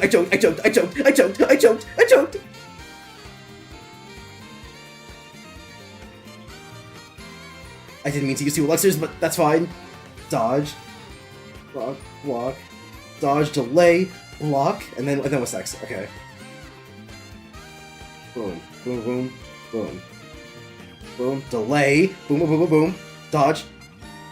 Boom. Boom, boom, boom, boom, boom. Delay. Boom.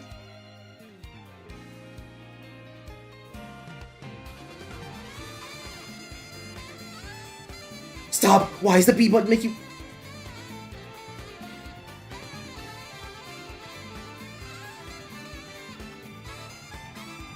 I don't have any more elixirs! Alright, well... It was fun while it lasted. That's the closest I've ever gotten. So, it seems like for the second phase, Mostly a lot of it is the same. Just a lot of the blue moves that fuck me up. So I just have to hope I get lucky and he uses moves that I can actually, like, counterattack him for. But fuck me, I'm getting closer. I'm getting closer. How many times have you beaten Yozora? 0. What the fuck? If I'd beaten him before, I wouldn't be doing it now.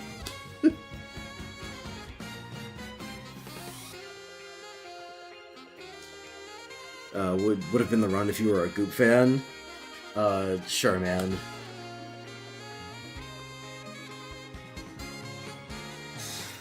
Ah, man. Feels bad that wasn't the run, but it feels good that was such a close run, and that my runs are getting better.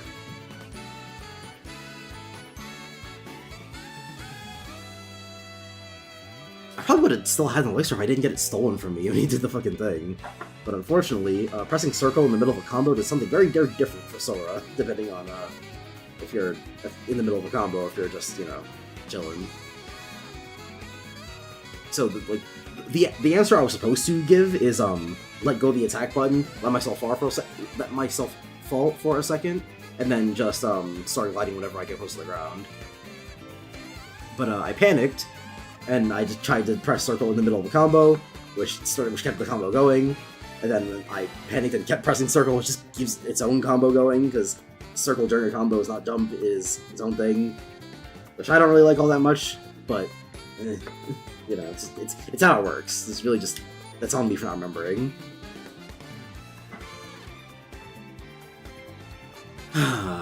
Almost. That could have been it, man. But hey. That's it for the stream. Bye.